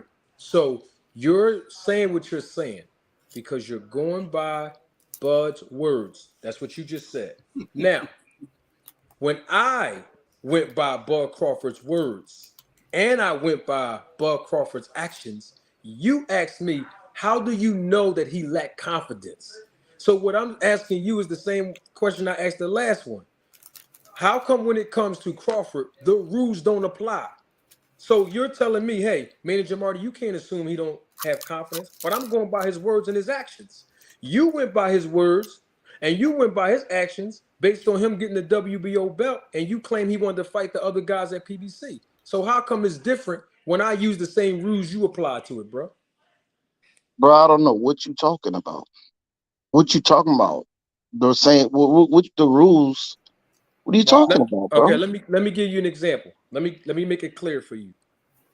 So I asked you a question. I said, how do you know that Terrence Bud Crawford wanted to fight those other guys over there? How do you know that? And you said, hey, I'm going by Terrence Crawford words. And he pursued the WBO title. That's what you said. So what I'm asking you is, okay, I accept that. I accept the fact that you're going by his words. I accept the fact that you're going by his actions. You should. That's the logical thing to do. So how come when Manager Marty go by Crawford's words and go by Crawford's actions, the rules don't apply to me. That's what I'm saying. So you're basically trying to say that Crawford. What are you referring to, the negotiations? Because I It, mean, if you look at the body language when they had the little first face off with Bob Arum at the arena, I mean, both of their body language seemed like they both wanted each other to meet. Ain't nobody look like nobody wanted to duck no smoke here, bro. I don't understand where you get that from. Just okay, because what? the man took a $10 million bag All from a right, now I'm gonna company ask that you. wanted. I'm glad you said that. How you know he made 10 million? Well, let me just listen, brother. Everything I'm telling you since I got on your live is what I've seen and what I've heard, brother. Okay, so That's how do all I you can know that tell he you, made 10 bro. million? How you know But he he Because made never 10 said million? he made 10 million though. because listen, Where did you hear that? Not because out of Crawford's mouth. Hold on, Kareem. Let the brother answer. How do you know that the man made $10 million? I just heard it. I just heard it on a YouTube channel that From seemed who? Who did you reliable hear at it the from? time. Can you identify your source? Because we're gonna pull him I up. don't. I don't remember. Maybe you can type in $10 million Bud Crawford Avenesian and it might come up. No, I'm I good. don't know. I'm But good, brother. Okay. whatever it was, from what I could understand, was Black Prime was looking to give a big bag out, right? So, and everybody was happy. So He that's all I could say. Maybe it wasn't 10 million, but everybody was happy. So he went catch the bag and he resumed negotiations, and now we have a fight. Marty, let me jump in real quick. Yes, sir. It did. Like that $10 million was bought up by Blue Blood TV. Blue put that out there so they could try to get a decent price with the negotiations that was going on with PBC. That's where you get the $10 million from. Blue Okay, started that because then listen. he went from the Whether 10, and then he started talking about the man need more money because he was listening into the negotiations. I guess they was telling him, but that $10 million that Blue put out there, it went over to Bud getting $10 million coming from BLK, and that's where you get that from. Bud never said that. He smirks when you ask him how much he gets in his interviews, or how much he got in his interviews, and it was reported somewhere on some website. It was reported that he made like 2.1 in that fight. So yeah, I mean okay. that's just something else that Listen. Well, let's use that then. Let's use that. Let's use that 2.1, right? No, Let's no, say. no, no. We're gonna use the 10 million because you brought it up. We're gonna use the 10 All because right, you so brought let's it use up. the 10. Let's use the 10. Yeah, Okay. yeah. So You know, listen. So listen. Let me the, finish re- then. the reason why I'm saying that dead game boxing is because I find it intriguing that you asked me, well, Manager Marty, how do you know he wasn't confident? I gave you the reasons why, based on his actions and based on his words. That wasn't good enough for you. But here it is, you're coming with no facts, just an opinions and no proof, and I can't challenge you on it. What are you talking about? What proof you gave, brother? You ain't No, gave me the proof. Maybe no, on I another said you live, did. like I say, this is my first time on your channel. I respect it, brother. I You feel me? respect your viewership, So but we got to deal with facts, though. whatever you said in the past, I don't know. The brother before me was saying you was real salty with Bud, but I don't know that. Well, I I'm don't know. not talking about that. I'm just talking about you and I interaction right now Okay, at this moment. o- okay. So Right. what I was saying was I don't see nothing wrong if they was having a little issues, a little shakiness, and Bud go catch a quick bag and come back and finish negotiations, I was good with that. I'm not the one that's tripping on that. I You know know what I'm saying? most Bud A fans. matter of fact, I think as you a manager, Mr. Manager Marty, if you was the manager and you could catch a big $10 million bag for one of your fighters real quick and then resume negotiations and you were good enough to still get the fight like the fight went down, wouldn't you be cool with that too? nah. Is that a question for me? I can answer Yes, that for that's you. a question for you. Oh, that was a very good question. Well, here's the thing. Um, Terrence Bud Crawford didn't have representation when he got this $10 million bag that you referring to. Well, if you was What his boy, what if you was manager? if you was whoever got paid a little bit under Bud money, whatever he got, wouldn't you be cool if Bud was in negotiations and they was having some rocky issues and they was talking about 2023 and whatever else, and okay, we go catch a quick little bag. This company want to break out. We're gonna catch that bag, Hey, and Marty, then we're gonna resume negotiations. hey, I Marty, don't can I see cook nothing on that? wrong with that. And guess what? The Let proof me is cook, in the pudding because we got the fight. I know. I feel Marty, you. let me cook on that for a minute. Go ahead, brother. Hey, dead game. Listen, the problem that I have with that whole thing that you just spelled out right there is when they was in negotiation, he steps away. That makes me mad because now I can't get this fight. I don't care about this man going somewhere else and getting no money from somebody else. I can care less about that. Me watching him coming from 2015 with when he had the dreads in his hair and them announcing that he's going to maybe fight Spence one day. I'm waiting on that all this time. So when he steps away from the negotiations, now I'm thinking I am getting a fight. I've been tracking this for the longest time. So whenever he goes into negotiations, I'm looking hopeful. I traced them down through like negotiations being done in August, negotiations being done in October, fight going to happen in November. All that bullshit I had to go through, and this dude was stepping away, and I'm supposed to be happy for him getting the bag. I can care less about him getting the bag. I want to see this fight. I don't want to see Hey, this fight. Kareem, Listen, I might Kareem, not even be here July 29th. So why do I want to hey, wait around for this guy to make a fight in the future? I ain't Kareem, check about this that. out. Check this out, my brother. Check this And I out. know Listen, you feel the same way. Because if you watch the listen, sports and bro. somebody messes with Listen. your best team, you're gonna be upset and you're gonna be sitting there like, man, I can care less whatever's going on. Don't mess with my team. Okay. Like all of us, bro. When he took the fight with David Avanesian, we was I like, don't okay. listen. We was like, what the hell is going on, right? At that Cool. point in Okay. time, my whole Okay. prospect of Okay. seeing And that look, fight and dropped. the best thing that happened, because we was all going retarded on each other that first rip. We was killing each other. Friendships. People was losing friendships over this shit. So then they came back and they kept that shit quiet. And then they threw us a date like 8 weeks away.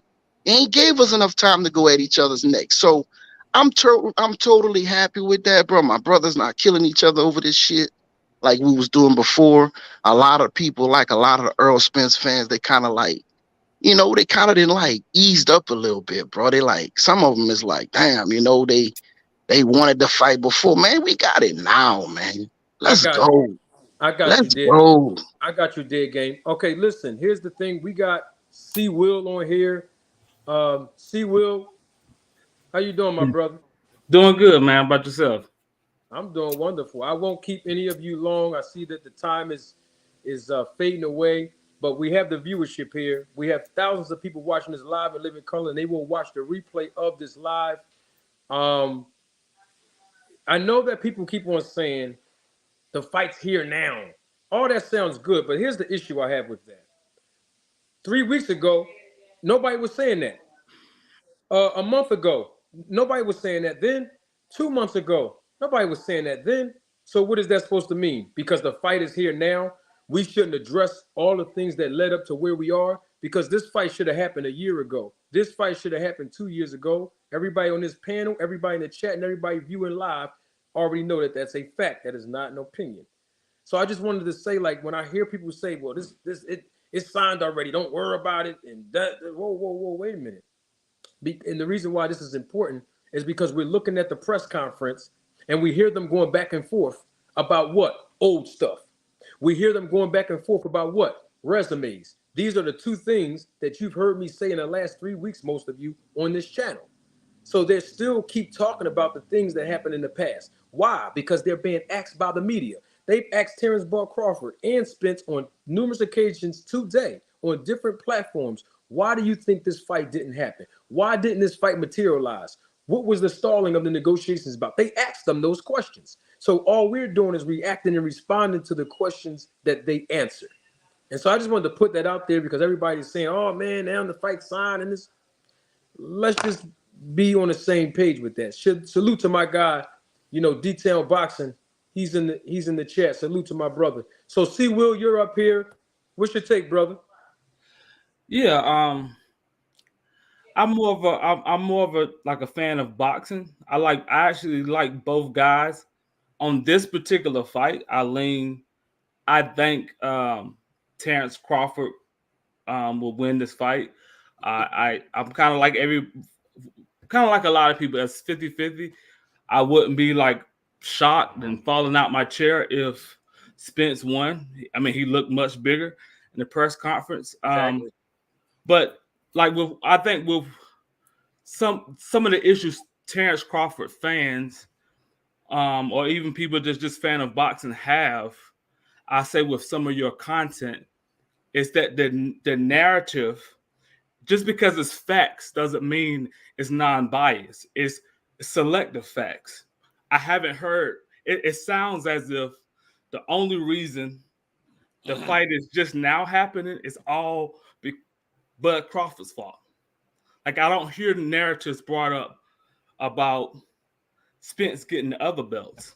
If Crawford was so easy and he doesn't have a resume, why is he the last belt? Why didn't the fight happen earlier? I mean, no one talks about the easy route. Everybody That's talks about the easy route. Oh, then that's a good question. Hold on, guys. I need everybody else on the panel. Mute your phone because I don't want any feedback to destroy the audio. All right. I want all the audience live and living color to hear us loud and clear. Now, C. Will, you just said that it seems to some fans or some viewers that it's selective. Yes. You said there was selective bias or selective facts. Selective facts. Yeah. You understand? Let me give you this, C. Will. The only people that say something about my content about Bud are Terrence Bud Crawford fans themselves. Yeah. Terrence Bud Crawford himself. You've never heard him say anything about my content, and his name is in it. He said something about what's the guy beat Boxing Ego. He said something about him. He said something about Fanon. He ain't say nothing about me.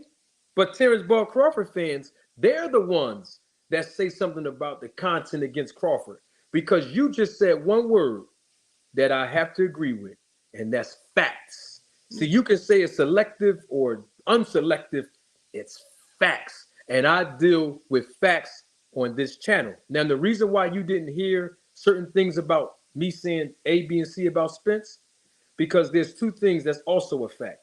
Spence have one of the greatest representations in the sport of boxing. That's number one. And number two, Spence ain't nearly do 25% of what Crawford did, and he ain't say 25% of the stuff we heard Crawford say. Because if he did, I would be on his top saying the same thing about Spence that I'm saying about Crawford. I mean, can you give me some examples? I mean, Absolutely. Absolutely. I'll give you one. Okay. Terrence Bud Crawford said, I don't want to fight Spence. And then guess what? And then guess what happened? All right, I want to fight Spence.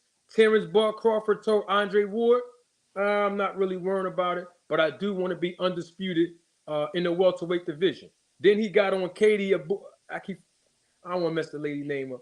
I'm just gonna call her Katie. Katie Abdul channel and said, "Oh, I already done it. I already been undisputed." And guess what? Guess what he said in the press conference today?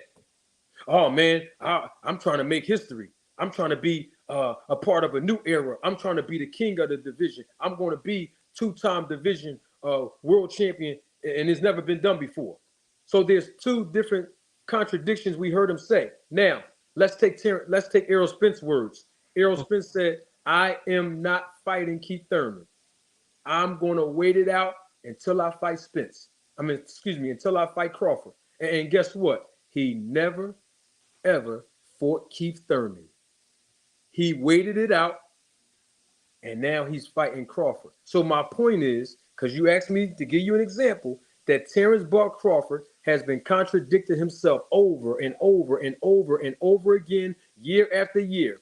And Errol Spence, on the other hand, on the contrary, has kept his word like a man, and he has stayed the course with everything that he said. He told Crawford, I'm going to get these 3 belts, and I'm going to come over there, and I'm going to take your S2. And that's what he's doing. So that's the difference between the two. Hold on, before you respond, I see another content creator, and I want to give him a shout out right now, and that's my guy. Everything Boxing is here. And also my other guys here. I hope he's still here. My man, Ricky Williams, TWT. So salute to Everything Boxing and my man, TWT. Oh, And my other guy, Big Dose 513, is in the building. Go ahead, Mr. C. Will. You got it. All right. First off, so you don't have a problem with Errol Spence getting Bud Crawford last. Do you think it would have been a better fight? Because we know Crawford was turning 36 in September. It would have been probably a better fight if he had fought Crawford when he was like 33, 34. So while he was fighting Sean Porter, while he was fighting those other fighters, you were okay with him waiting as his trainer said when Crawford, because he's an athletic fighter, with him losing some of his athleticism and then fighting him now. So we don't look at that side of it, but we'll crucify Crawford. We all really deep down know he wanted to fight. You get frustrated. Like, yeah, dude, okay, I'm good. I've been undisputed. Doesn't mean I don't want to fight. I'm good. If I don't get to fight, my resume is intact. I never heard him say I will never fight Spence. Oh, okay. I bet you everybody in the chat heard him. Nah, he ain't never said he'll never fight Spence. Basically, he said he's already. May never happen. He's already a walking. So you say so you saying Bud Crawford didn't want to fight at one point in time? He didn't want to fight. Let me answer your first question first. Why did Spence have to wait for Crawford last? I think that's what you were saying. Okay. First and foremost, let's be clear on something. And I think everybody in the chat and viewing, oh my God, see, Will, you might not see it on this end, brother, but the viewership is increasing exponentially. Oh, yes. Air fryer is on a beam right now. Let me give it to you. We all know in the sport of boxing, we all know right in this circle, we all know on this chat and in the live, we know how very simple and easy it is to make fights when they are organized in-house. You agree with that, C. Will? Yeah. Okay, then. So that's answer number one. It was an in-house decision. It's no different with Al Heyman always does. There's no different with De La Hoya always does. It's no different with Bob Arum always does. It's no different with Eddie Hearn does. It's just the nature of the business. So with that being said, it had to be in-house first. It's just business. Now, with that being said, though, when we look at the behavior patterns of Crawford, Crawford has not shown you in his behavior patterns, nor in his words. See, y'all trying to play with the semantics of the words. First, you said that you agreed that Crawford said the fight would never happen, but that don't mean he said he ain't never want to fight Spence. Come on, bro. Hey, Manager Marty. That don't make no sense, hey, bro. Ray, Manager Marty. Manager Marty, real quick, I'm gonna let y'all chop it up, but I want to say something real quick. It's been an hour and 58 minutes. And guess what you did, brother? You forgot to plug in the pot. You forgot to plug in the air fryer. You talking all this time you've been talking, and you forgot to plug in the air fryer. You got all the food in the air fryer, and you forgot to plug it in. Now y'all finish chopping it up. Let me tell you what the real deal is, Dead Game Boxing. The air fryer been in, but you and some other Bud fans ain't ready to eat yet. So I'm going to keep on cooking. Now back to you, C. Will. The bottom line is this. You can't say in the same breath, well, he said the fight will never happen between him and Spence, and then say, oh, he ain't never saying he ain't never want to fight Spence. That's what he's saying, bro. Hello, why can't I? If I don't think the fight will happen, that doesn't mean I don't want the fight to happen. I don't think he will never fight me, or I don't think I don't think this fight is ever going to come together. That doesn't have anything to do with me not wanting it. I want a lot of things. Are there some things I don't think I will ever get? Yeah, that doesn't mean I don't want it. Like y'all sway everything Bud says Who is y'all? To say he doesn't want to fight. You said y'all. But Errol, I have seen Errol on ESPN, and he didn't mention Bud's name. But y'all won't use that and say, "Oh, Errol don't want to fight." But if Crawford did that, you'll say, "Oh, Crawford lacks confidence. Crawford doesn't want to fight." All right, I feel you. I see what you're saying. That's all I'm saying. All right, I'm gonna be fair. Because I'm gonna take these dog. I'm gonna be fair, C. Will. You're right. I'm gonna be fair. Let me be fair. Spence did say he wanted to fight Crawford. And he said it in Dallas, Texas, when he was asked about him. But guess what Crawford did with his behavior pattern when he was in his hometown in Nebraska, and they asked him about Spence? Did he say Spence was next? Just yes or no? Did he say he was next when they asked him? If you want to do yes or no, you didn't answer my question. Yes or no? When he was on ESPN, Max Kellerman and Stephen A. Smith was trying to bait him into saying Bud Crawford. Did he mention Bud Crawford's name? Yes or no? I don't recall what ESPN. Oh, you don't recall. I don't recall. Are you talking about when they? Are you talking about when him and Crawford was on the show recently? I'm talking about years ago. We doing history, right? Okay, when he years was ago. on ESPN by himself, and Max Kellerman was trying to bait him. Said, when the dust settles, who do you see? Who do you see is your opponent? What did he say? He didn't mention Bud's name. No, but what did he say? Tell me what he said then, because I pull it up. Pull it up. I don't remember. You don't remember? See, I said, did he? I asked you a yes or no. Did he say Bud's name? I know he didn't say Bud's name. You know how I know? Because that was the whole point. They was trying to bait him into saying Bud's name. Who name did he say? What did he say? I want to say he mentioned. You don't know, do you? No, I just know I know who name he. Why do I have to know? I know Mikey Garcia, not Keith. I think. Hey, you know what? At that time he did mention Keith Thurman. Listen, I didn't want to say. Listen, that. It was Mikey Garcia. No. It was Mikey Garcia, Keith Thurman, Ugas, the PBC lineup is he had the PBC lineup. Yeah, he mentioned the PBC lineup. And I can tell you guys aren't boxing fans because you're sitting here talking about an interview he did on ESPN and he didn't name your favorite boxer, but he called that man out in the middle of the ring, and then your guy got a chance to do the same thing and didn't do jack shit about that. I know he hot-tailed it out the ring after he beat Porter. He hot-tailed it out the ring. I'm talking about when Earl was in the middle of the ring after he fought. He called out Terrence Crawford on national television, pay-per-view numbers. Terrence Crawford had the same option as David Avenesian, and he chose not to. And he ain't do it. And y'all cool with that. But none of that matters because we got the fight. WWE style, you call that man out in the middle of the ring. Maybe if you'd have called him out, we wouldn't have got the fight. Maybe somebody would have got emotional. So, see, what's happening is with all the fans watching, huh? Hold on, Kareem. What's happening is the rules only apply when they are favorable to Crawford. Exactly. Because we know in boxing, and I said this on YSM Sports Media almost a year ago, when Porter wanted to fight Spence, and Spence wanted to fight Porter. After Porter beat Garcia for the WBC, Spence got in the ring, said, "You next," told his dad, "Y'all next." And what happened? The fight happened next. When Spence beat Mikey Garcia, right? He called Pacquiao, who was in the ring. "Come on over, Pacquiao. You're going to get this work next." And Pacquiao was next, and then he had to get surgery on his eye.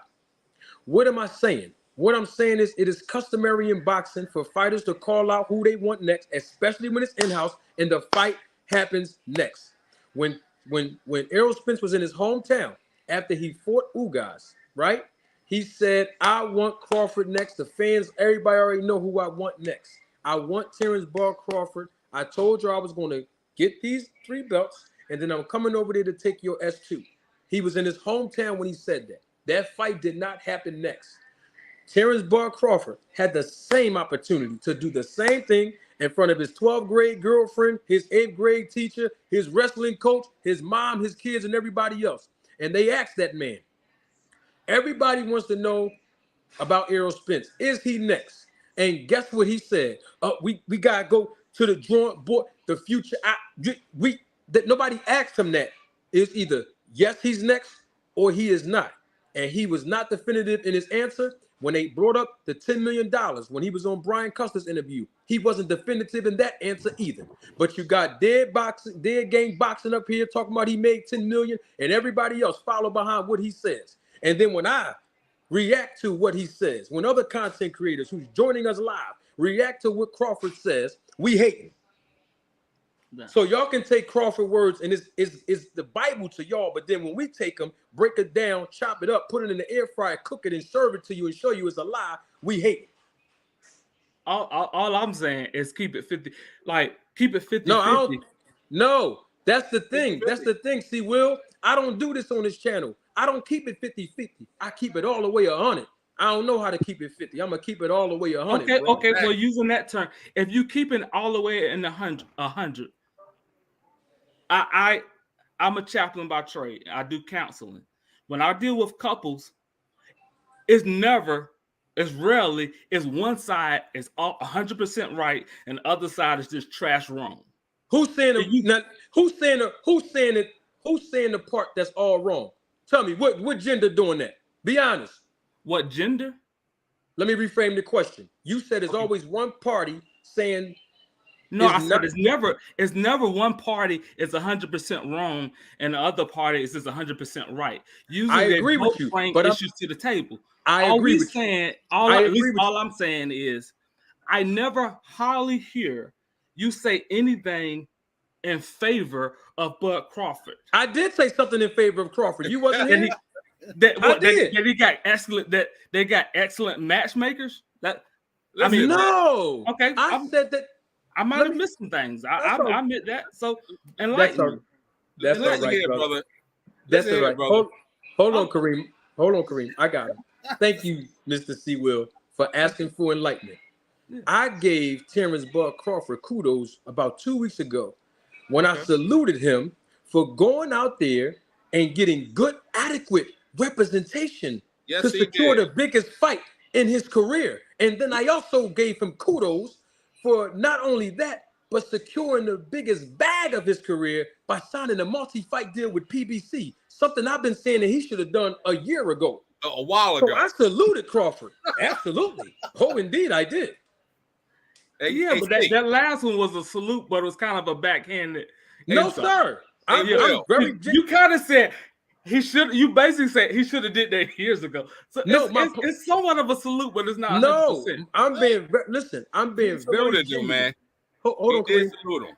Okay, I'm being very genuine, brother. Because you know why? Because of Terrence Bud Crawford's words and actions, we didn't get the fight.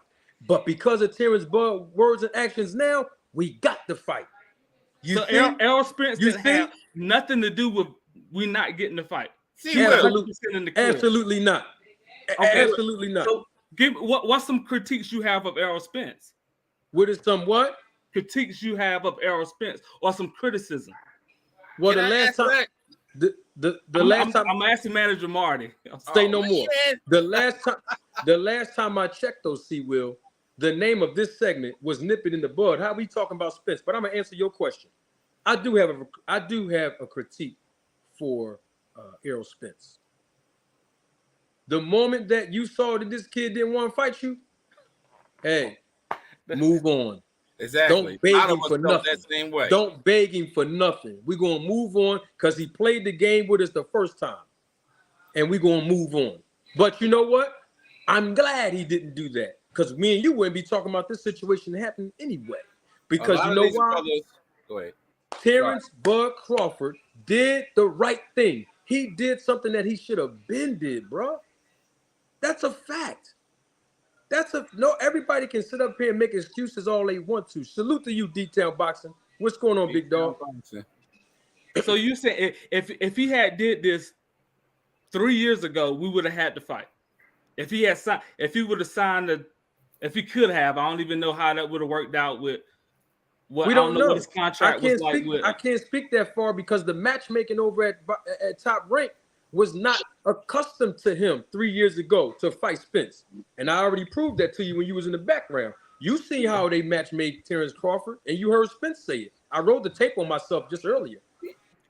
Yeah, that's been the narrative, but that doesn't mean it can't be debunked. Listen, But I'm if I telling would you give how, the edge to resumes, bruh, I would give Spence the edge. But bruh, I wouldn't totally trash Terrence bruh, Crawford resume either. bruh. I'm showing you how the business works. Let me give you another example. Look at Ryan Garcia. Name one person that you can remember that was of notable skill set that Ryan Garcia fought and beat before he fought Tank Davis. Only one I remember. I mean, I'm not a huge Ryan Garcia fan. Only one fight I remember of significant note is the guy that lost to Lomachenko. I forgot his name. Tall Okay, guy no that problem. he knocked him down. Well, I He didn't knocked ask Ryan you. Garcia down, huh? I got you, but I didn't ask you that because you were a Ryan Garcia fan. Because you told me when you came on here, brother, that you are a boxing fan. That's what Yeah. you told me. Oh, Yeah. okay. So now I'm asking you a boxing fan question, and you're saying you're not a fan of Garcia. So the answer is you don't know. Great. I'm glad you said that. So let's Oh, see how Luke Campbell. That's his name. Luke Campbell. That's the great Luke Campbell. We've seen how De La Hoya and Golden Boy Promotions. You've seen how they built Ryan Garcia's resume up. Correct? okay. Okay. Who did Errol Spence fight before he No, fought? no, no, no, no. See, hold on. Come on. Don't It's deflect. one sided. Brother. It's one sided. Hold on. I'm trying to build a case so that you can understand my point. I'm trying to answer your question. All right. Ryan Garcia was built up in such a way that he was fighting prospect or older guy or older legend. That's how we do it in this business. He was built up to a point where he felt himself that he did not want to compete against lower level opposition. So he told his promoters, get me in there with Tank. His promoters, De La Hoya and Bernard, they didn't want him. They didn't want him to fight Tank Davis. Am I right or wrong, C. Will? I believe you're right. So my point is, when you ask why the fight couldn't happen 3 years ago, think about what you're asking me. The matchmakers over there at Top Rank was doing the same thing that De La Hoya was doing Ryan Garcia, building Terrence Crawford's record up with lower level opposition to do what? Make the most out of reward with the less risk. That's how the business works. So it's the same principle. The only difference is that Ryan Garcia went to his promoters and said, "Get me this fight," and they had no choice but to get it done. And they listened to the young man, and they got the fight done. So it's no different with Crawford. The reason why one reason I slightly disagree with that, because when Crawford his first fight at 147 was for a belt that could have easily been It could have easily been Manny Pacquiao. Why? But why? And why a younger Manny Pacquiao. Why if was he had beat Horn. Why was it for a belt though in the first place? We said why was it for a belt?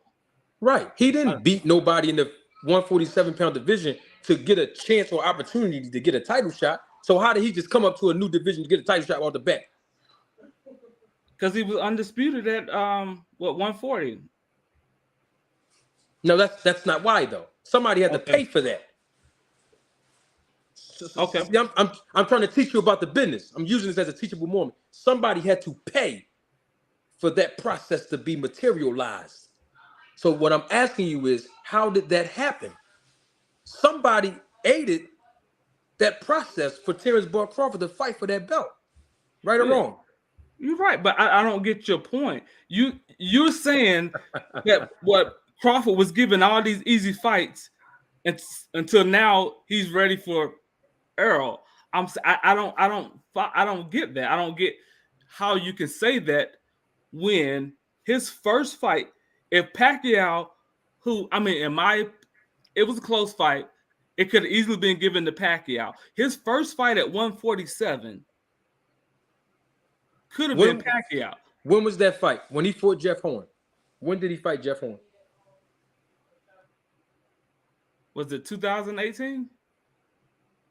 You're the boxing fan. That's why I'm asking you. When did he fight Jeff Horn? Okay, let me. When I say boxing fan, I don't mean I'm the boxing encyclopedia.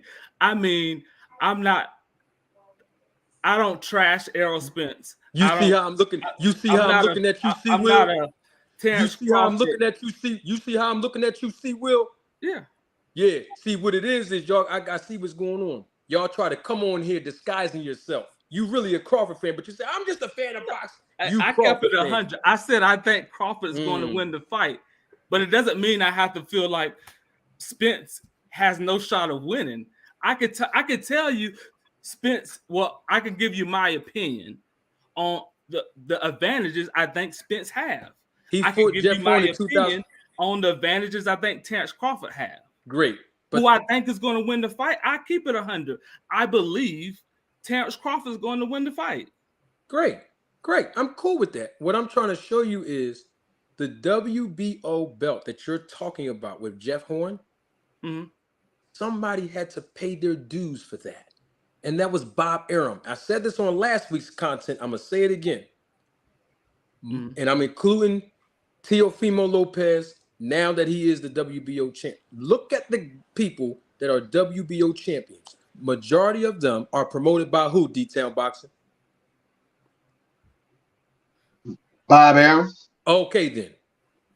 What I'm showing you is Bob Arum is tight with the WBO. Okay. He can pick up the phone and say, I want my fighter to get a title shot. And it's going to get done because he has a business relationship that he built for over decades and decades with them. No different than Don King with the WBC. See, when Broner fought Friday night, right? Yeah.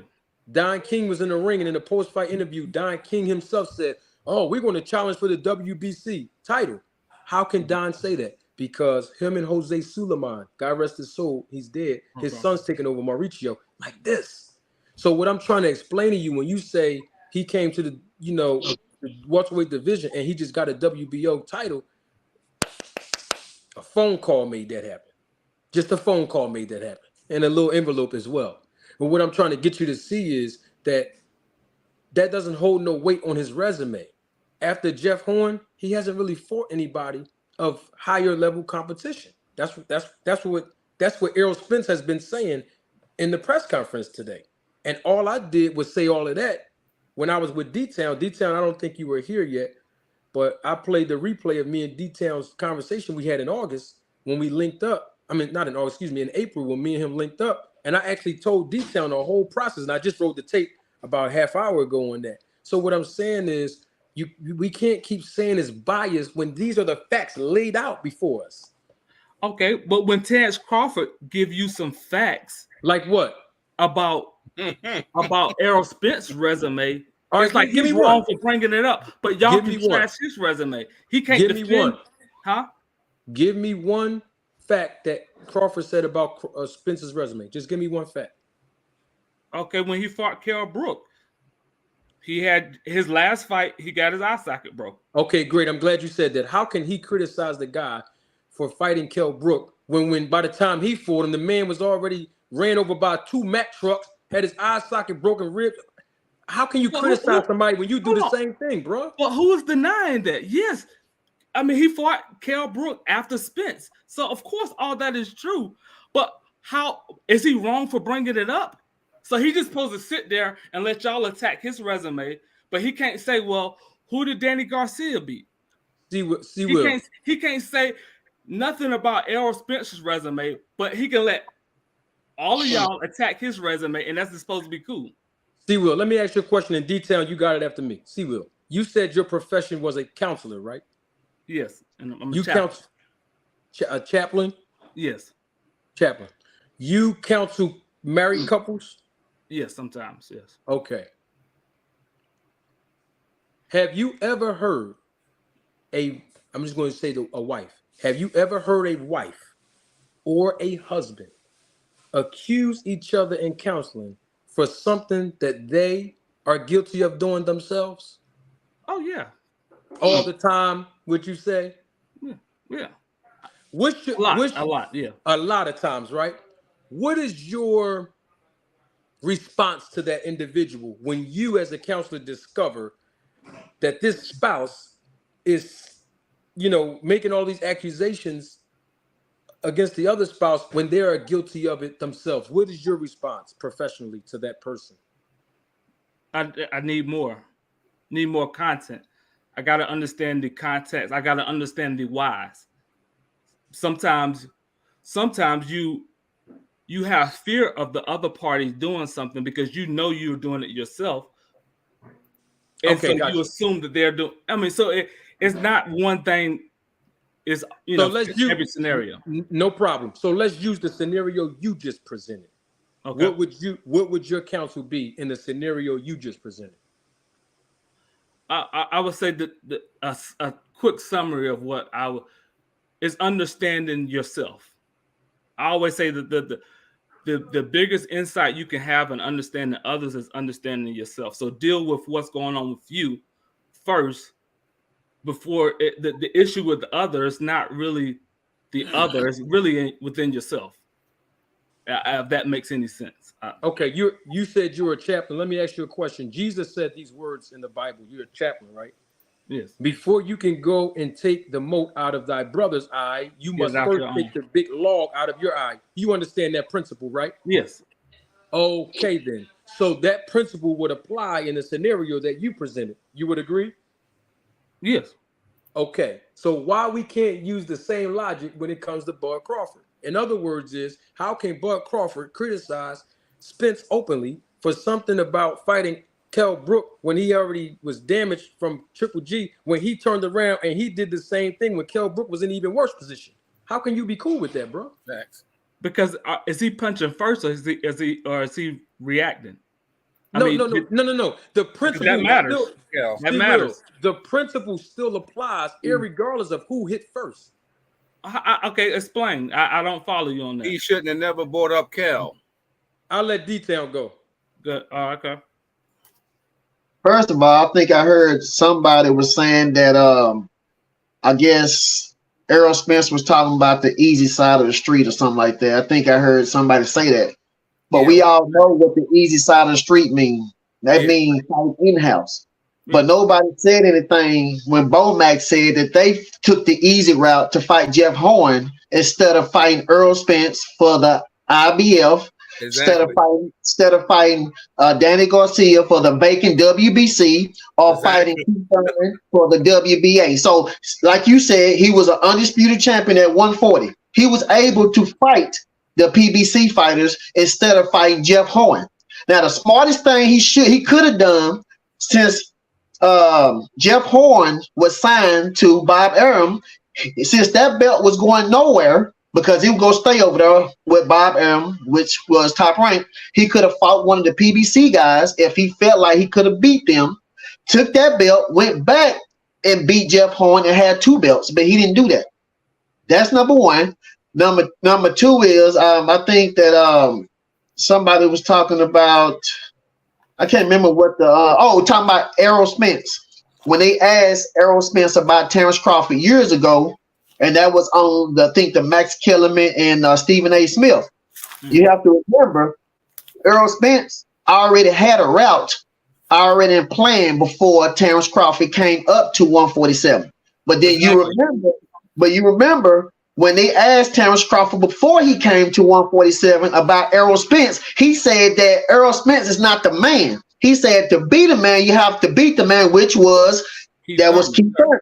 So when they asked him before he even came to 147, he was already denying Errol Spence Jr. So why would y'all want him to sit here and talk about Terrence Crawford when Terrence Crawford already said he don't want to fight him? He said, I want to fight Manny Pacquiao. They asked him about Errol Spence. He said to beat him, man, you have to beat him. No. He said Errol Spence already had beat Kell Brook. So what I'm saying is, he said to beat a man, you have to beat the man. He didn't want Errol Spence. He wanted Keith Thurman. So he already said, I ain't talking about Errol Spence Jr. at 140 before he came to 147. Yes, he did. Yes. Because everybody was chasing Keith Thurman then. Did Errol Spence want Keith Thurman? Listen to what I'm saying. Keith Thurman, and Keith Thurman didn't want to fight him. No, wait. Listen to what I'm saying. You said that when they talked Max Kellerman, you said Max Kellerman them asked Errol Spence about Terrence Crawford, and he said we go fight in the future. That's what he said. But you got to remember, yes, he did. I can't hear you. I can't hear you. I can't hear you. You're on mute. Okay. Well, what happened was I did a video on it. They asked Earl Spence about Terrence Crawford, and he said that Terrence Crawford is fit to fight Jeff Horn. He said that this fight will happen in the future. That's exactly what he said. But then when they asked Terrence Crawford twice before Terrence Crawford met, what happened? Go ahead, D-Town. You got it. Go ahead. We here. But before Terrence Crawford met Errol Spence at Oklahoma, he said that the fight was going to happen in the future. And a month later, after they met in Oklahoma, another interview, Terrence Crawford said that the fight was going to happen in the future. So Terrence Crawford never said that he wanted to fight Errol Spence Jr. First he said he wanted Manny Pacquiao, he wanted Keith Thurman when he was at 140. Then when he came up, he said in two different interviews that the fight was going to happen in the future. And then a couple of interviews in 2018, he said that I'm not fighting Errol Spence. He said, why are you not fighting Errol Spence? He said, because Errol Spence and his team think they the A side. He said, Bob Arum ain't running nothing. He said, Al Heyman ain't running nothing. He said, if anybody dead in this fight, I'm a dead this fight. And I did this in a video that I did. Then he said multiple times after that he's not fighting Errol Spence. So what I'm saying is, when y'all saying that Errol Spence didn't call out Terrence Crawford didn't call out Errol Spence Jr. He called out the name that he wanted, and Errol Spence Jr. was not one of them. So when Errol Spence Jr. was asked about Terrence Crawford, he said that fight would happen in the future. Terrence Crawford said the same thing. So I'm not understanding what y'all saying. He had an opportunity, even in Oklahoma. Terrence Crawford and them came, Errol Spence came up to Terrence Crawford at a top rank card. Terrence Crawford Errol Spence told Terrence Crawford and Bo Mack and Bob Arum, if you want to fight, he said, call Al Heyman. He said, I don't have a building. He said, call Al Heyman. Did they ever call Al Heyman? No. So he gave Terrence Crawford an ultimatum in Oklahoma to call Al Heyman. And then before he fought Sean Porter, he was in another interview, Earl Spence, and a lady asked him, she said, what happened between you and Terrence Crawford? Because I seen y'all talking. He said that I don't know what happened, but I know that Bob said he was going to call Al. He said, I don't know if it happened or not, but he said, all I know is I got a call to fight Sean Porter. So what I'm saying is, Earl Spence is not the one who didn't want to fight. He gave Terrence Crawford, he gave Bob Arum, and he gave Bo Mack. All three was standing there, told them to call Al, and they never called Al. And then when they started talking about Earl Spence on the easy side of the street, on the easy route, Bo Mack did an interview saying that they took the easy route when they came to 147, but nobody want to talk about that. And I know why. Bo Mack said that. You know why? Because it was an in-house fight, the same way as Earl Spence doing in-house fights, but nobody want to talk about that. So I remember hearing that before I got on, and I just wanted to answer that. Very well stated. Very well stated, D-Town. The thing about it is this, C-Will. We got to do what is righteous, irregardless of what we feel. And I think you agree with that as a chaplain. It don't matter who said something first on either party. When you talked about principles, you talked about the principles, like when you talked about counseling, and the principles still apply. If you are doing something that you are guilty of, you can't openly accuse someone else of doing it or feel some type of way for them doing it when you are actually doing it yourself. And so that's the same principle that we trying to apply with Crawford. He can't complain about Errol Spence's resume when it comes to him fighting Kell Brook, because he's saying, oh, Triple G already broke one of his eye sockets. But then yet he wants to take credit for it when the guy was in an even poorer position when he fought him. That makes absolutely no sense. So does that same principle apply to Errol? So it's okay with Earl to criticize Bud's Crawford resume? That's well, okay. the only reason why Errol Spence criticized his resume, let's put this in proper context. The only reason why he said something about his resume in the first place is because, don't forget, Terrence Bud Crawford been criticizing this man's resume for weeks, even on $1 Million Worth of Game. See, Errol Spence ain't thinking about his resume. When we was talking about Bud, you said it didn't matter about that. It didn't matter what they did first. That it's principle. He shouldn't have did that. My point is, So as the chaplain, keep it 100 both ways. Hold up. I'm okay with the criticism that comes Crawford way. I'm I saying got you. Shed it both ways. What Crawford say two things about Spence, and he's what just I'm saying. No. What I'm saying is, Crawford can say whatever he wants to say about Spence. Where he's going to lose credibility at is when you're saying something about somebody when you yourself is guilty of the same thing. You get no credibility or points for that. And that's why I asked you, since you are a counselor or a chaplain, when you counsel married couples, the principle still applies. Now, you tried to sneak out the back door by saying, oh, I need to know the context. No, you presented a scenario, so we use your scenario. You know what I mean? And the truth of the matter is, we got to deal with what's real. And what's real is that you can't criticize someone else when your backyard ain't right. My mama used to always tell me, when you point one finger at somebody, there's three fingers pointing back at you. And so the thing about it is, we got to call a spade, see, Will. You know what I mean? You cool with it, but it ain't cool. It ain't but cool. Then it's not cool either. Keith, let me all his fighters, Kell Brook had a loss before he fought him. Sean Porter had losses before he fought him. So, I mean, the same rules can be applied both ways. Let me when you're taking shots at Crawford's resume, which I said I would give it up. I would say, if I had to pick, I would say Spence has a better resume. I'm not debating that. Let me chime in on this. You right. You a Christian, I'm assuming, being that you're a chaplain, right? And the bad thing that I see about this with this conversation is that I'm getting the feeling that you just don't know all of everything that's been going on with these guys for the years. I'm thinking you're looking at it from one-sided perspective. But if you've been following this as a boxing fan, you see both sides of the spectrum, and you can come to discernment on which one of these guys is righteous. You got one guy out there lying on a guy intentionally, and then you got one guy who just doesn't speak up to people. Because one of the reasons he don't speak up, because y'all weird YouTubers said that he shouldn't say nothing about negotiations on YouTube. Crazy as all hell, but that's how that turned out. But this guy ain't saying nothing when he's being attacked by this other guy, and this other guy's been attacking him for years. The media has been attacking him for years. And if you're watching this from both sides of the spectrum, you see what's going on with Terrence Crawford, you see what's going on with Earl Spence. You see that one guy is quiet and the other guy is just running his mouth off, making weird videos and weird interviews and stuff like that. He didn't have to do any of that. But since 2015, when ESPN started promoting him to fight Earl, that's all you've been getting. It's similar to the Manny Pacquiao and Floyd Mayweather thing, where one side, the media is all they're talking about is this great champion. Look at it like that.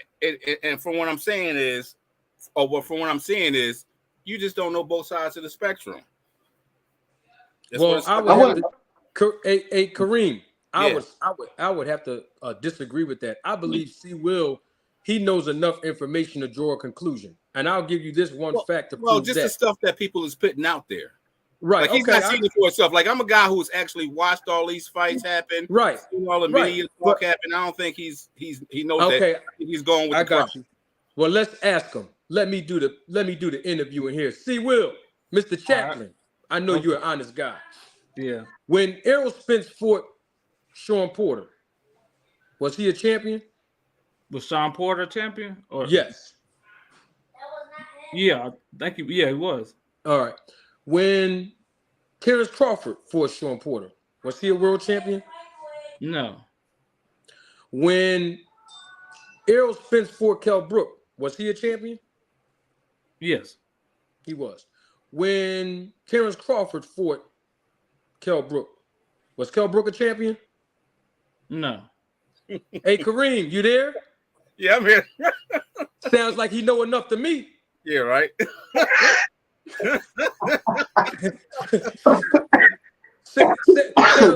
sounds like C. Will know enough information to have a little bit discernment, right? C. Will. So he's picked his side. Then he's picked his man. That's what. Oh, okay. Oh, okay. I just wanted to make sure we was all clear here. Oh, okay. I mean, I don't follow what your point is, but I mean, everybody's laughing. I'm sure you do. Oh, no, C. Will. I want to.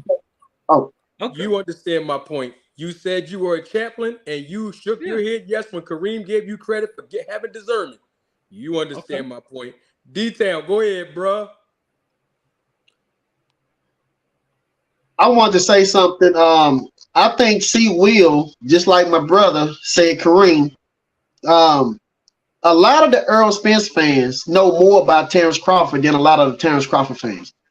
I mean, I was a Terrence Crawford fan before I was an Earl Spence fan, so I know the history of Terrence Crawford. Okay. The problem was that Terrence Crawford and his politician fans and them was the one who came up with all these accusations. All the things that we are talking about is actually off of what they started. So when we start talking about the resumes, they was the one, Bo Mack and them was the one talking about Errol Spence resume. He ain't fought nobody. We not just saying this to attack Terrence Crawford. We are countering off of what they said. They the one said that Errol Spence is one track, fighter. He's a one trick pony. He's flat footed. They the ones who was talking trash about him. They the ones talking about that Errol Spence been ducking Terrence Crawford for 4 or 5 years. That don't make no sense because Terrence Crawford came to the welterweight division in 2018. They've been saying this since 2020. So if you just go back 2 years from the 4 or 5 years they said that Errol Spence been ducking Terrence Crawford, that's 2018. So that don't even make no sense. They the ones saying that the PBC was ducking. Tim Bradley and them talking about the PBC was ducking Terrence Crawford. That's not true because Terrence Crawford was undisputed. He could have fought any one of those guys. He decided to stay with Bob Arum. Just like Adrian Broner said, oh, they gonna pay you over there, but you're gonna have to fight Godzilla. Terrence Crawford didn't want to fight Godzilla. Terrence Crawford wanted to be wrapped up in bubble wrap and have safe fights while the Godzillas and them was beating up one another. He was looking for them to put wear and tear on each other. So by the time he came in like Captain Saber, he would have less damage and then he would be able to beat the guy who has the belt. Terrence Crawford knew this a long time ago.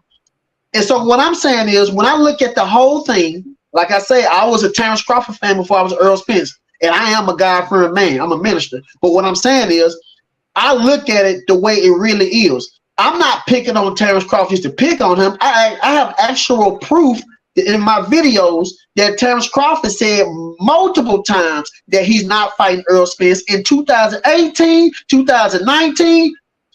So I never heard Earl Spence say I'm not fighting him. Never heard Earl Spence say that. So when you say, how come we not saying nothing bad about Earl Spence Jr.? Because we can't find none. That man was a man of his word the whole time. I never heard Earl say, I'm not fighting him.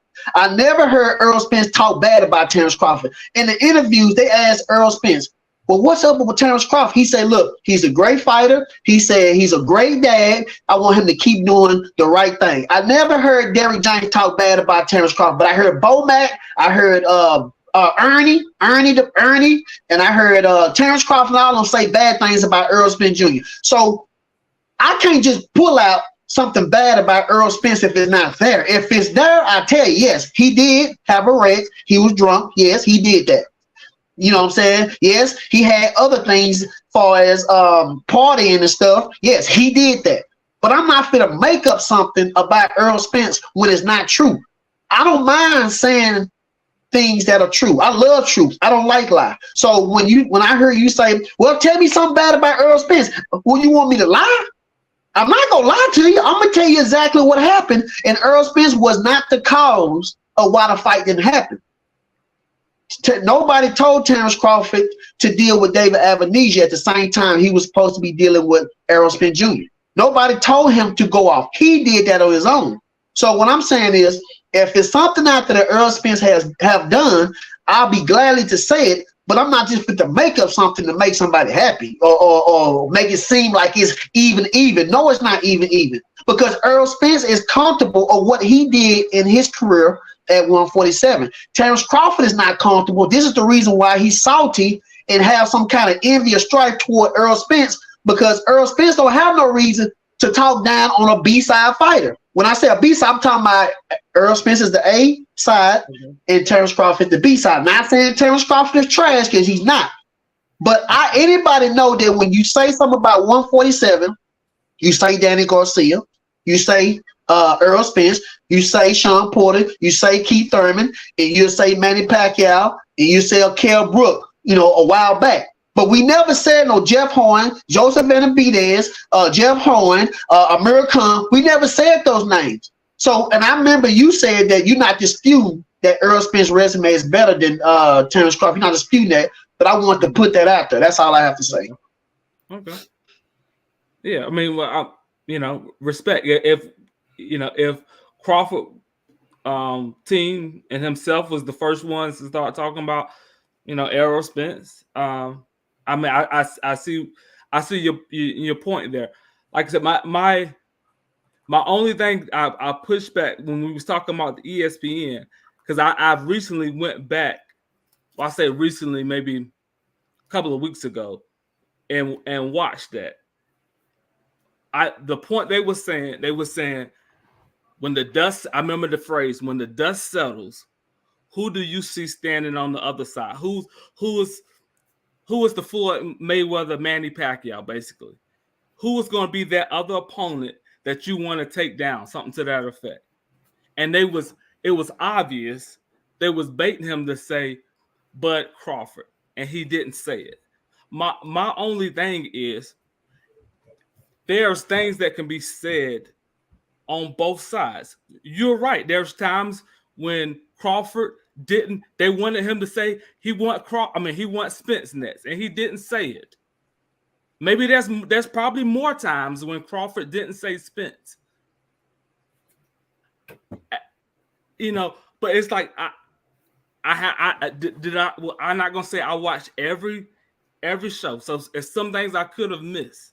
All I'm saying, when I do watch, and I like the channel, I like going back and forth. You're doing an excellent job. And I'm gonna send some donations.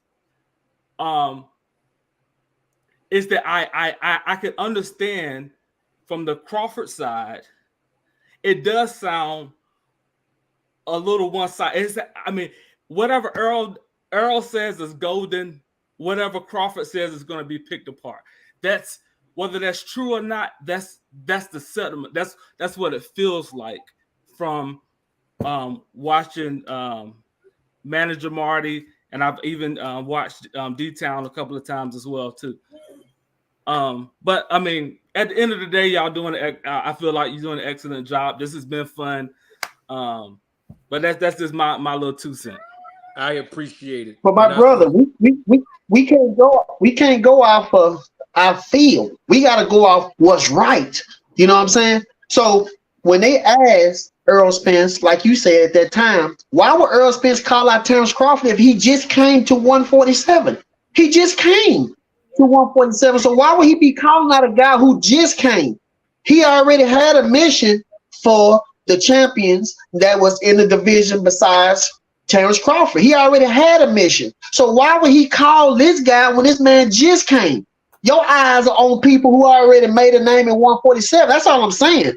And Terrence Crawford, why would he say Earl Spence's name when he already got his eyes focused? I'm not blaming Terrence Crawford for saying I want Keith Thurman there. I'm not blaming him.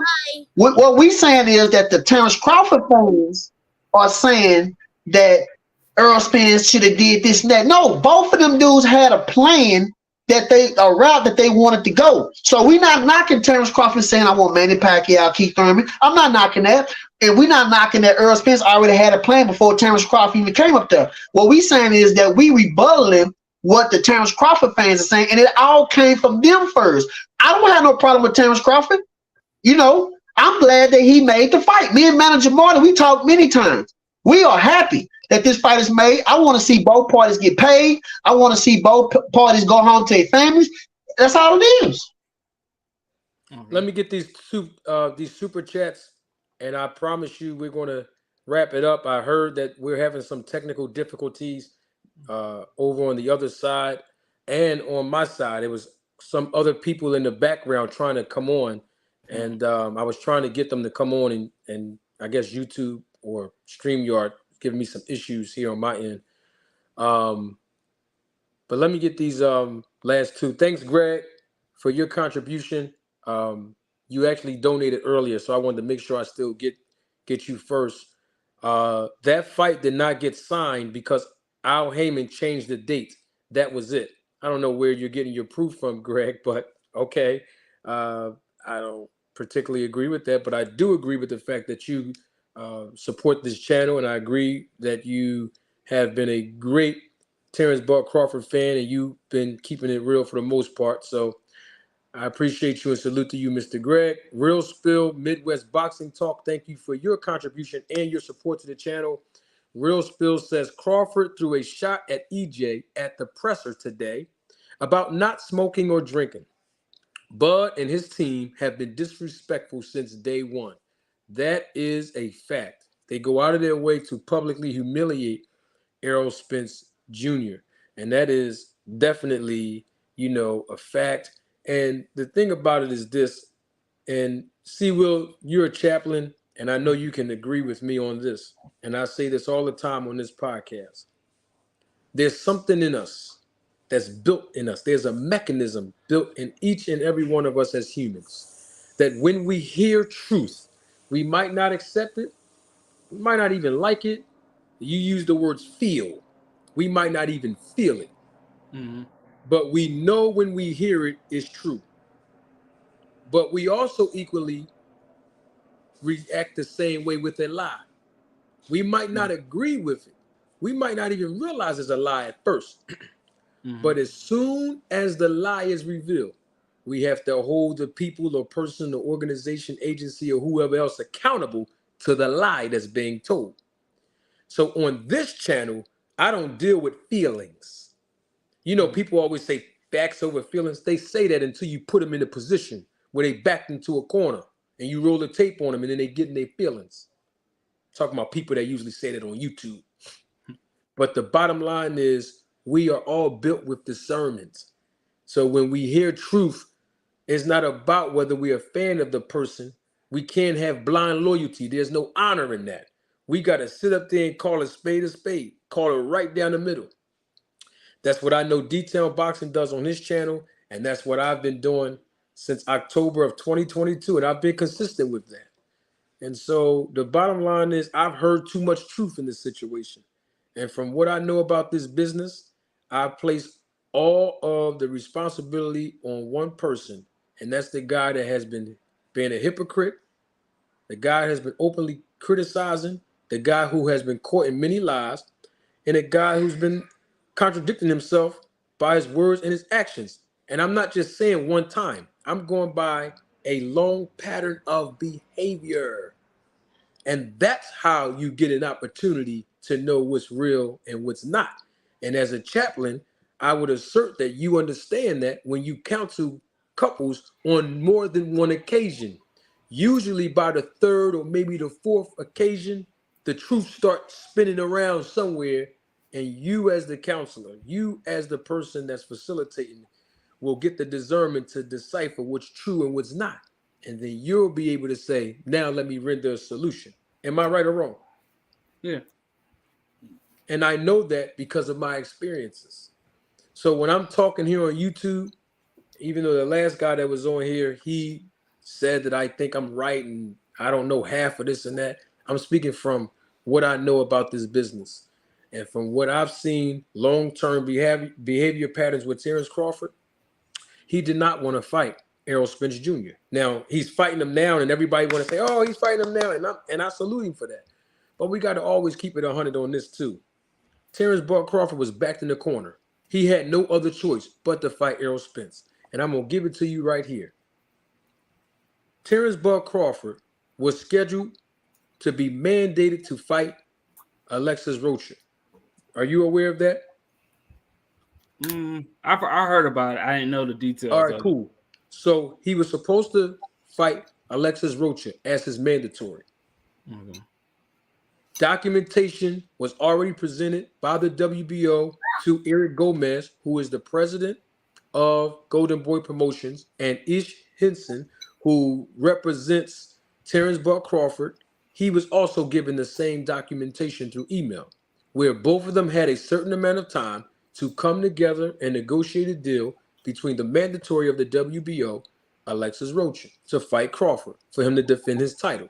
And if they could not iron out the details and negotiate a deal and materialize a fight by the specific date, they were then going to be ordered to go into a purse bid. Well, needless to say, that never materialized because according to the WBO rules and regulations, the WBO rules and regulations clearly state that the only way that a super champion will not defend his title or her title against a mandatory is if they are competing in a undisputed championship bout with someone else, the other fighter, who has a unified title. Mm-hmm. And their words, not mine, it has to be in the best interest of the fans.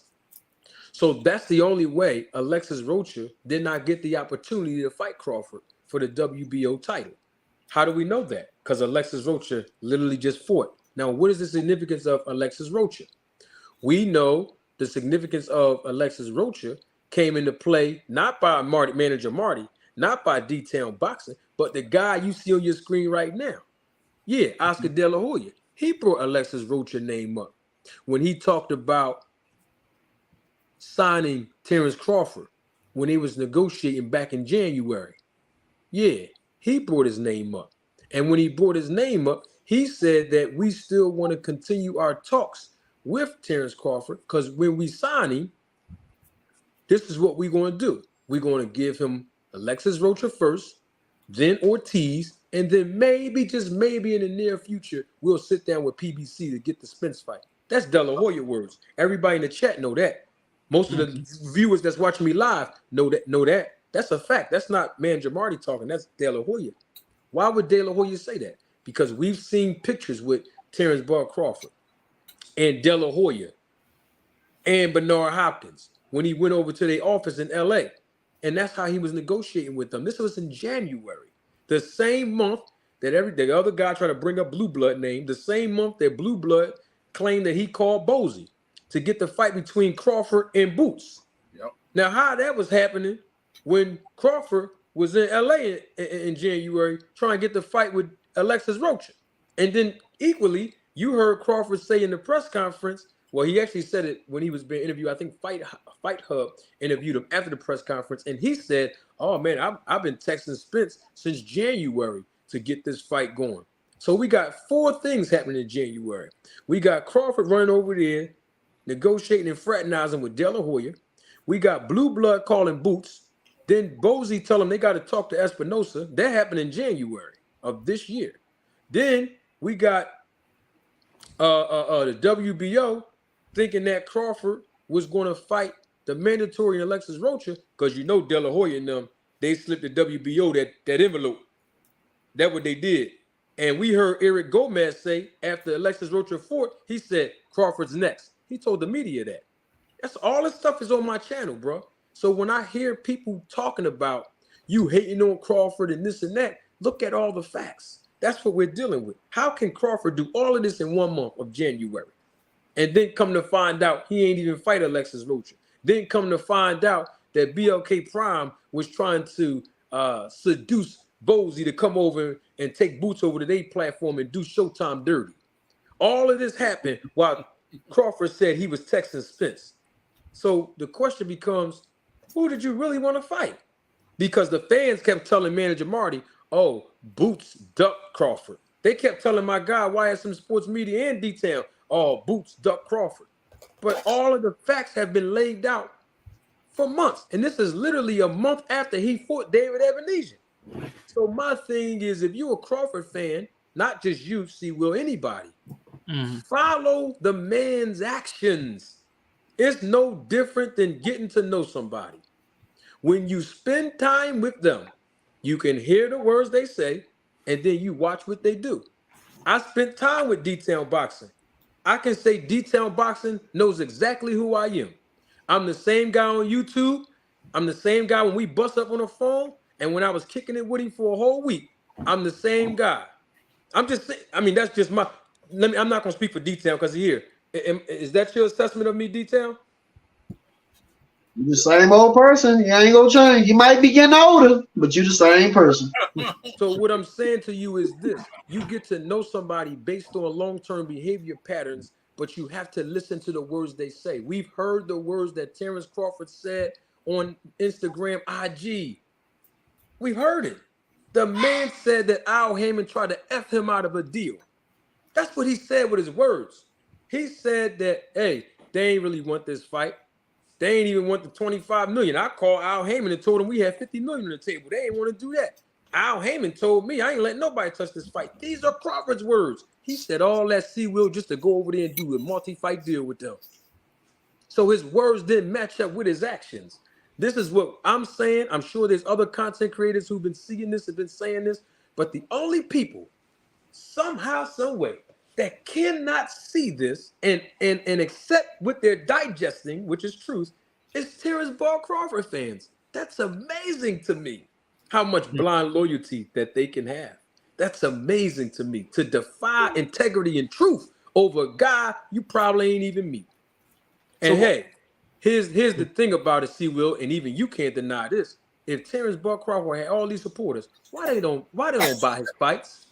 Why don't they buy his fights? Because the man keep on saying, oh man, ain't nobody buying pay-per-views no more.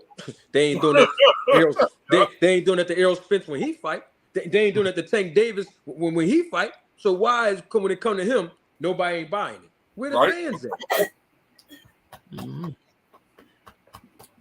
I'm still having trouble finding fans to come on this platform and speak their piece. I'm glad that you came. Yeah. Appreciate it. You said he was back then to a corner to fight Spence? Absolutely. So why didn't he want to fight Rocha? You said he was offered the Rocha fight or something like that? Well, that's what De La Hoya said. I didn't say it. De La Hoya said if they sign him, he's going to fight Rocha. Apparently, they didn't sound like him. That was an option, but he chose to fight Spence. I'm trying to understand why you said he was backed into a corner like he did. Who else was he going to fight and defend his title against?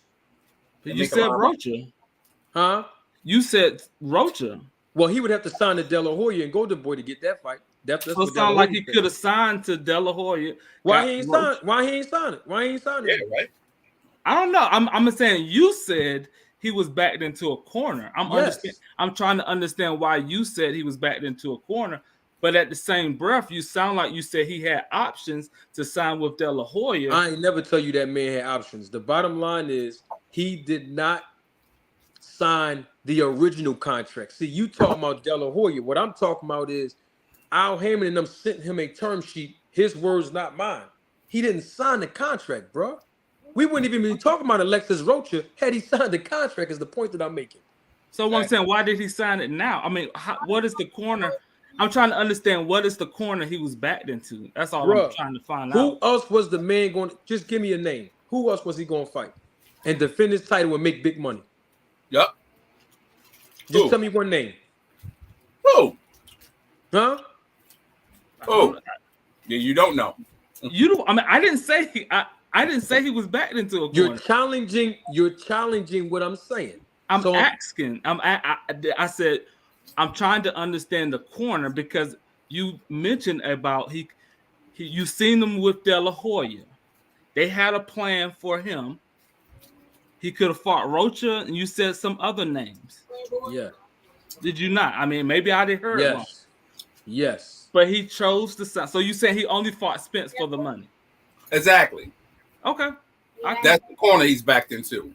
You think he's gonna make where he can make this type of money, and you think that if he would have fought Rocha, he'd have made more money fighting Rocha than Spence? No.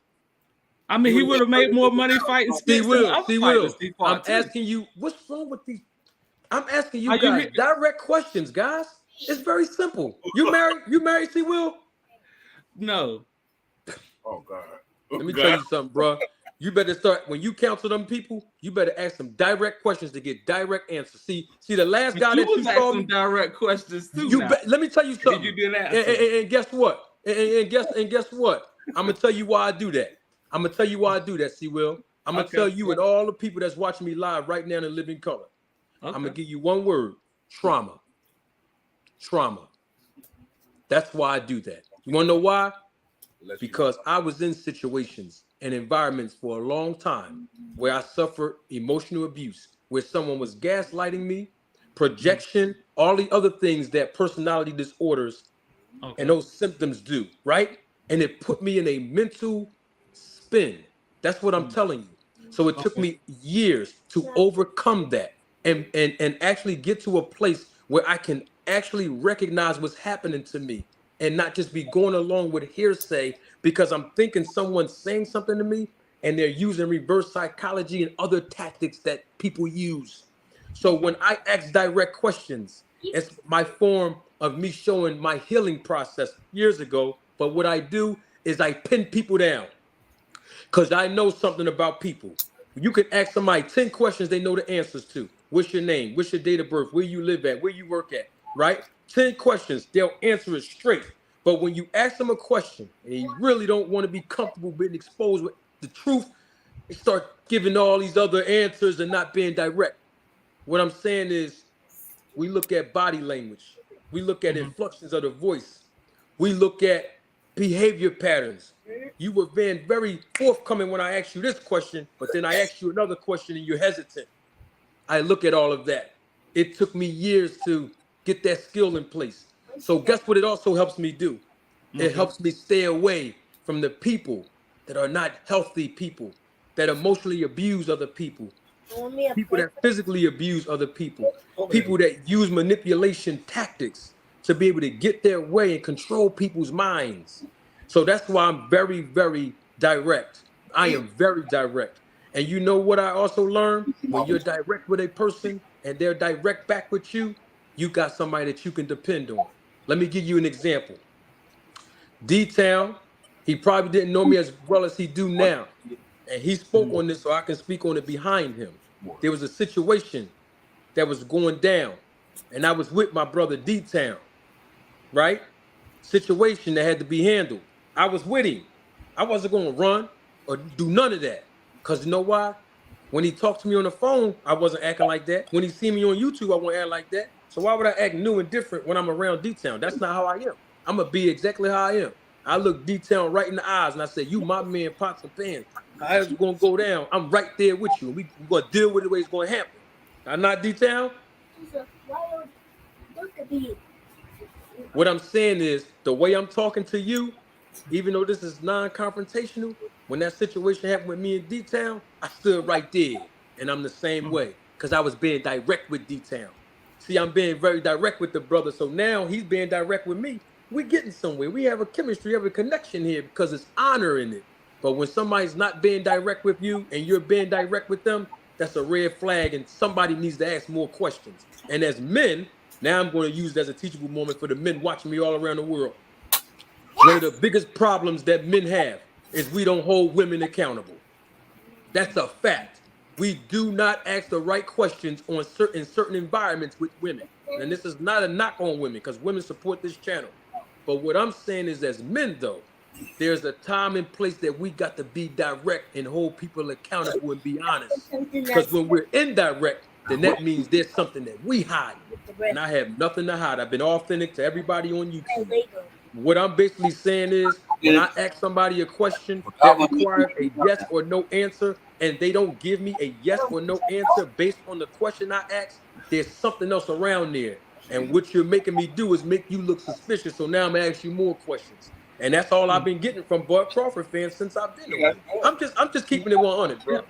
Okay, but also every question, every yes or no question is not a good question. And what I mean by that is it could be leading. It's sometimes when people will ask me a question, I say, what's the nature of the question? Where are you going with the question? Doesn't mean I don't want to answer it. Or it may mean I don't want to answer it.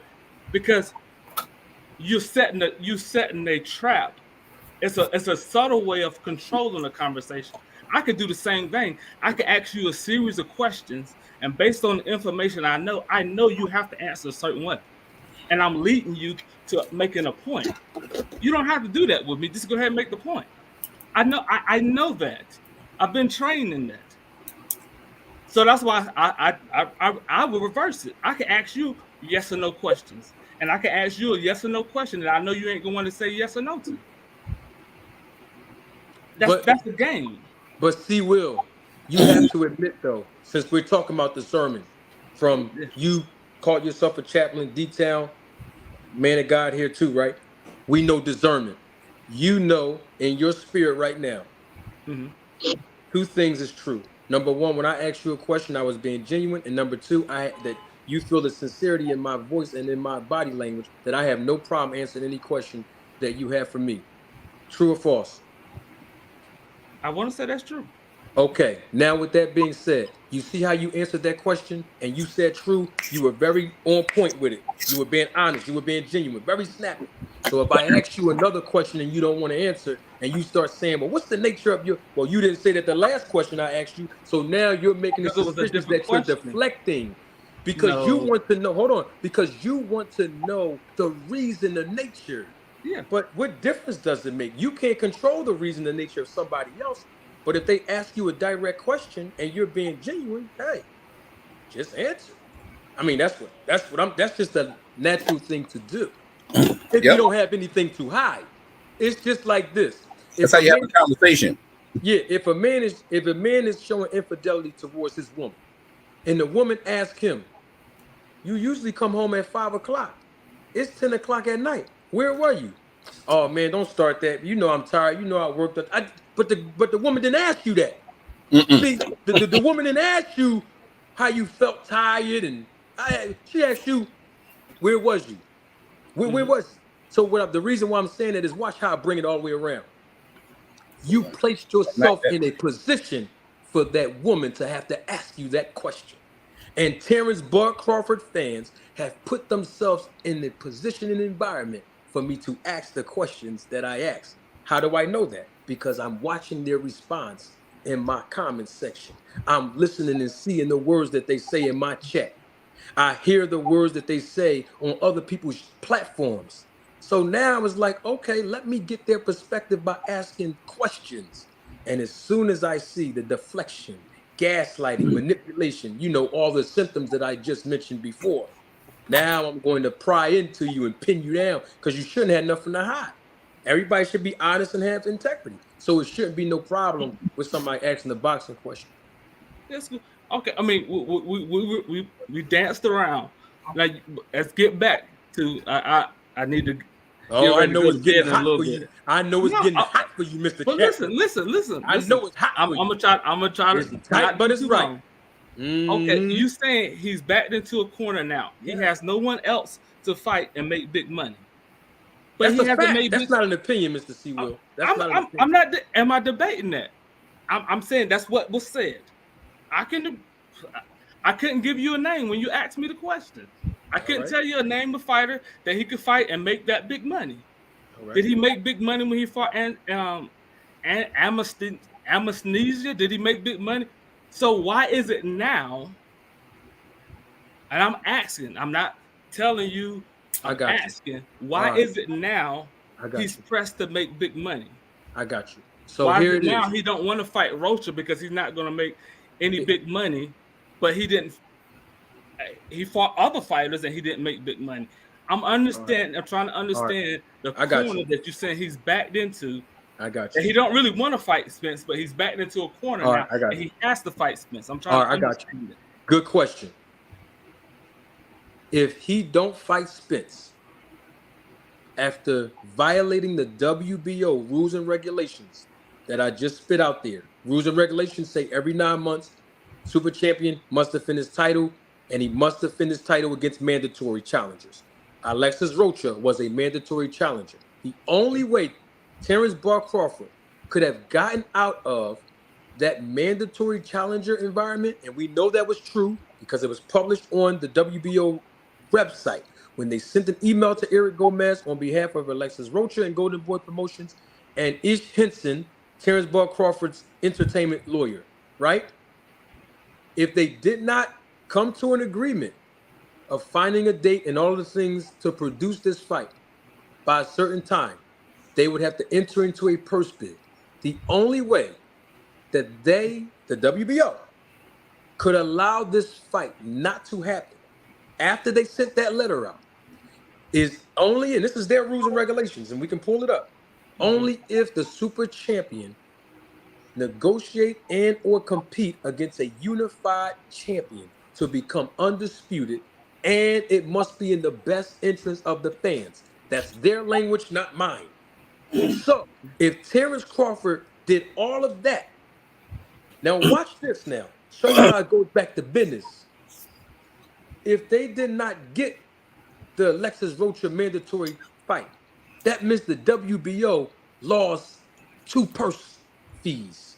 One from the champion, Terrence Crawford, 3%, and one from Alexis Rocha, being the challenger, 2%. So they actually forfeited. Watch what they do in business.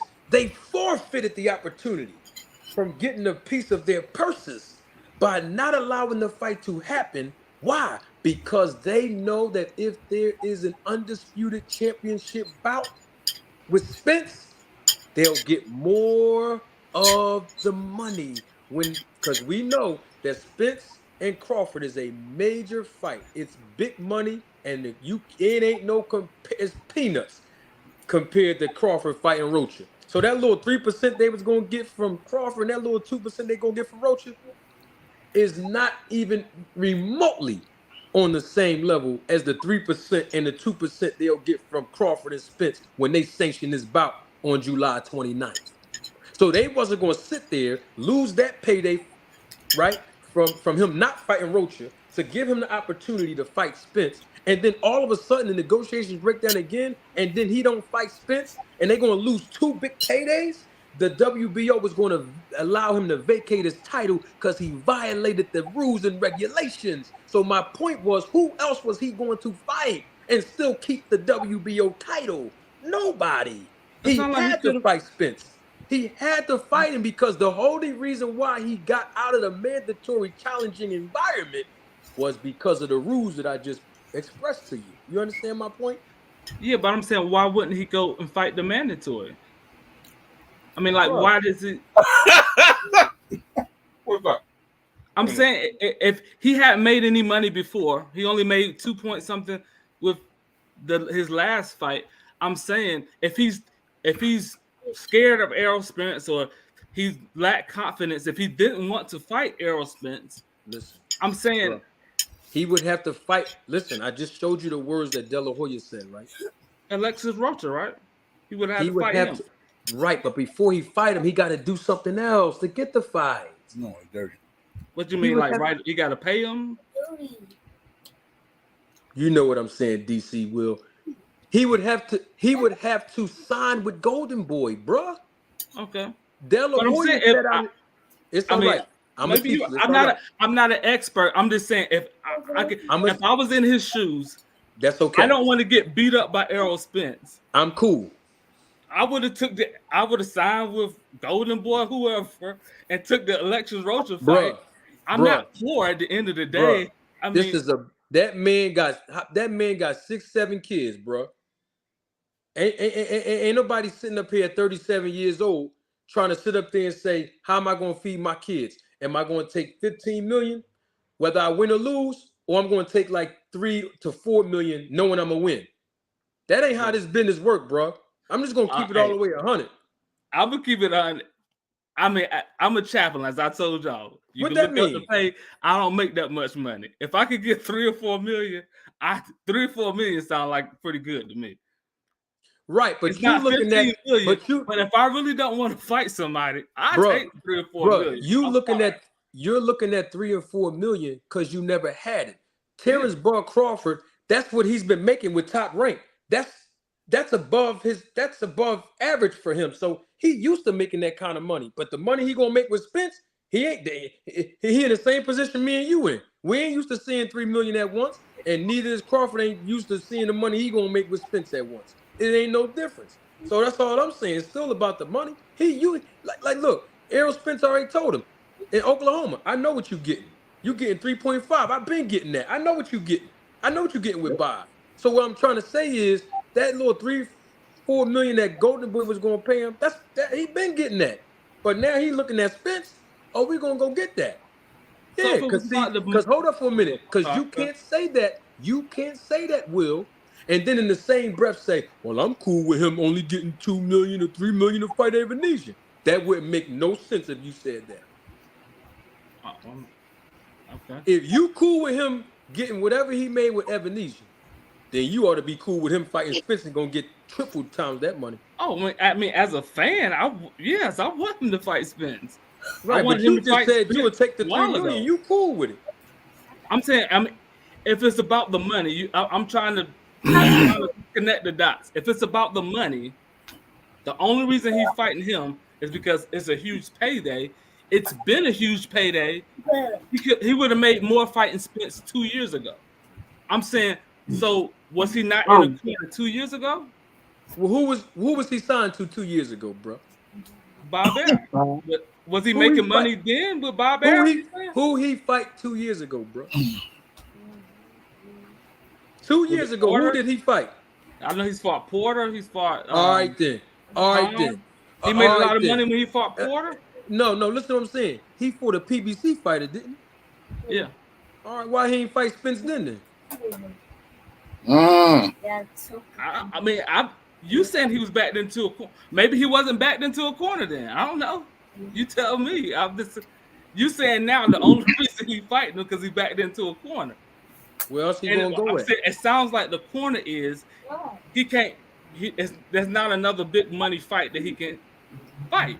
But you know that's the truth, has he been fighting? Who has he been fighting that's big money that he's ran out? He hasn't been fighting big money fights before. So what's different now than what was 2 or 3 years ago or last year or whenever? Money, bro. Timing. That's what business is about. Timing. So it wasn't a big money fight then. You saying it wasn't a big money fight 2 years ago? See, no, you're trying to go all around the board. We're dealing with the realities. You said he's backed into a corner.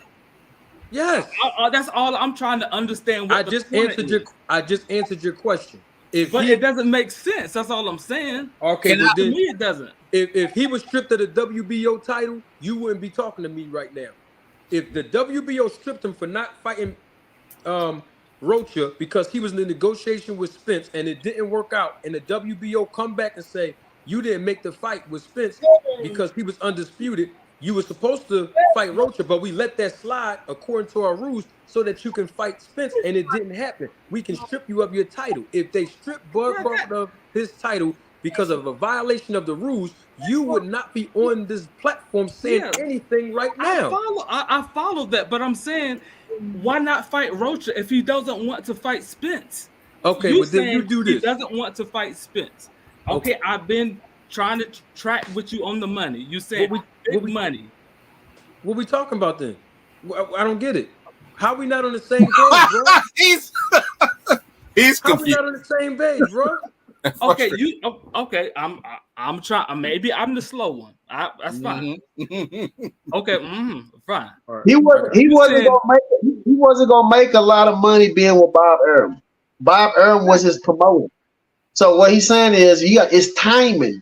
If he tried to fight Errol Spence when he was with Bob was going to get a big cut of that money. Terrence Crawford was signed to a contract with Bob. He was getting $3.5 million. That's what his contract was. So what we're saying is now it's called timing because now he is own boss and he's able to get more money. So now he can make big money. He's not going to make that kind of money with Oscar De La Hoya because Oscar De La Hoya is going to be his promoter. If he's his own promoter, like the PBC fighters, he is able to get more money. So that's why he's saying now it's better because Oscar De La Hoya said out his own mouth, if Black Prime is paying him $10 million, then all the fighters need to go over there. So what what Oscar De La Hoya said, we ain't paying him that kind of money over here. So he ain't gonna make that kind of money with a promoter. So it's all timing. He can fight Earl Spence now, he'll get paid more money. That's what my brother manager Marty said. And you can't tell me that you have training and you've counseled many people. You understand, man, what's going on, bro? Because if you think about it, now I'm gonna break it down and we're gonna go. Because I see the time is just elusive right now. Yeah. But the thing is this: if Terrence Crawford would have listened to manager Marty a year ago, he'd make more money in this fight. And I can't wait till you ask me how, Will. Okay, how? Because he has representation now. See, before when he was talking to Al Heyman, he didn't have a middleman and he could keep the money for himself. But now that he went and got representation, because he didn't do what he was supposed to do last year, representation on 133 in the third now. You see what I mean, D-Town? You see, he could have saved a whole bunch of money on his car insurance had he signed then. I'm just saying. Okay. Kareem, are you still there? Yeah, I'm still here. Hey, Kareem, I appreciate you coming through. Hold on for a minute. I'm going to get your last words. Let me get this last super chat from my guy, DC Finest, 1973. Salute to you, DC Finest. Thank you for your contribution and your support to the channel. DC Finest says, excellent breakdown. Please keep up the great work. I sincerely appreciate your support and your encouraging words. Thank you so much, DC Finest. Kareem, give us 30 seconds. Last words. What you got for us, brother? Yeah, I want to say this to see Will. You know that Terrence Crawford now is promotionally tied to everything that's happening with this fight, right? His promotional company is also in on this fight. Did you know that? Was that to me? Because I can clarify that. Yeah, no, that's to see Will. So now you have a better understanding of what type of money this guy is going to make, being tied in more than what he was last time coming in by himself. Okay. You know, and as far as him making his fight years ago, he's under a contract with Bob Arum to get a guarantee of money. Bob was going to get all that money. Bob was going to rape him and give him a percentage, and it was going to be a small percentage. So that's the reason why this fight didn't happen. You know, so he's out away from Bob. He's doing this by himself. He has his own representation. He's going to make a whole lot more money now. Okay, I follow you. Yeah, he's gonna make a whole lot more money now. I mean, the same money he was gonna make before by himself, but you know, it's all what it is. So I'm gonna say salute to the chat, salute to Manager Marty, D-Town Boxing. Nice meeting you, Will. Come back soon, and I'll let you guys later. I'm out. All right. Thank you so much, Kareem. C. Will, give us 30 seconds. Give us your last words, brother. Man, hey, it's been fun. I mean, I learned something. I'm not an expert on boxing, especially the business side of it. So I learned a lot. You know, I understanding how the structure was with Bob Arum. So hey, I appreciate you educating me, and I appreciate you letting me in, and it's been fun. Appreciate you too, D-Town.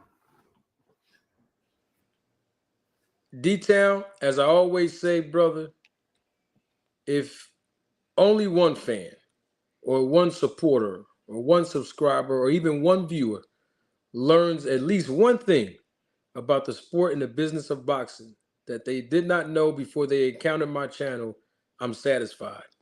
So after the women have been telling me in the chat that they have a whole headache from this whole debacle for the last, hour, I should have been in the bed. But I'm glad that the brother was able to be educated. The chat was on fire. And I hope I didn't miss anybody in the chat.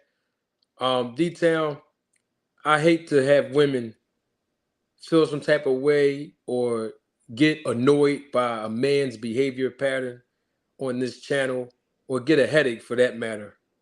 So I want to say I apologize to the women in the chat and all the viewers who are women who saw this dialogue. I'm just going to call it a dialogue. But you know what? I'm sure there were other people that learned something tonight. And I hope we did a great job with production and just making sure that everyone was satisfied one way or another. D-Town, I'm going to bed. I felt like I did super overtime on this channel, not trying to convince, but just trying to educate. And it's amazing to me how some people can have blind loyalty and even still, after hearing the truth, still try to find the rebuttal. It's amazing to me. But I'm going to bed, D-Town. You know, every time you come on here, I appreciate you, brother, for, you know, just your support and just coming on, rocking with me, man. And, you know, I always let you get a benediction. And I'm going to keep that chaplain in prayer, brother. That's my last words on this thing. D-Town, take us home, brother. Salute.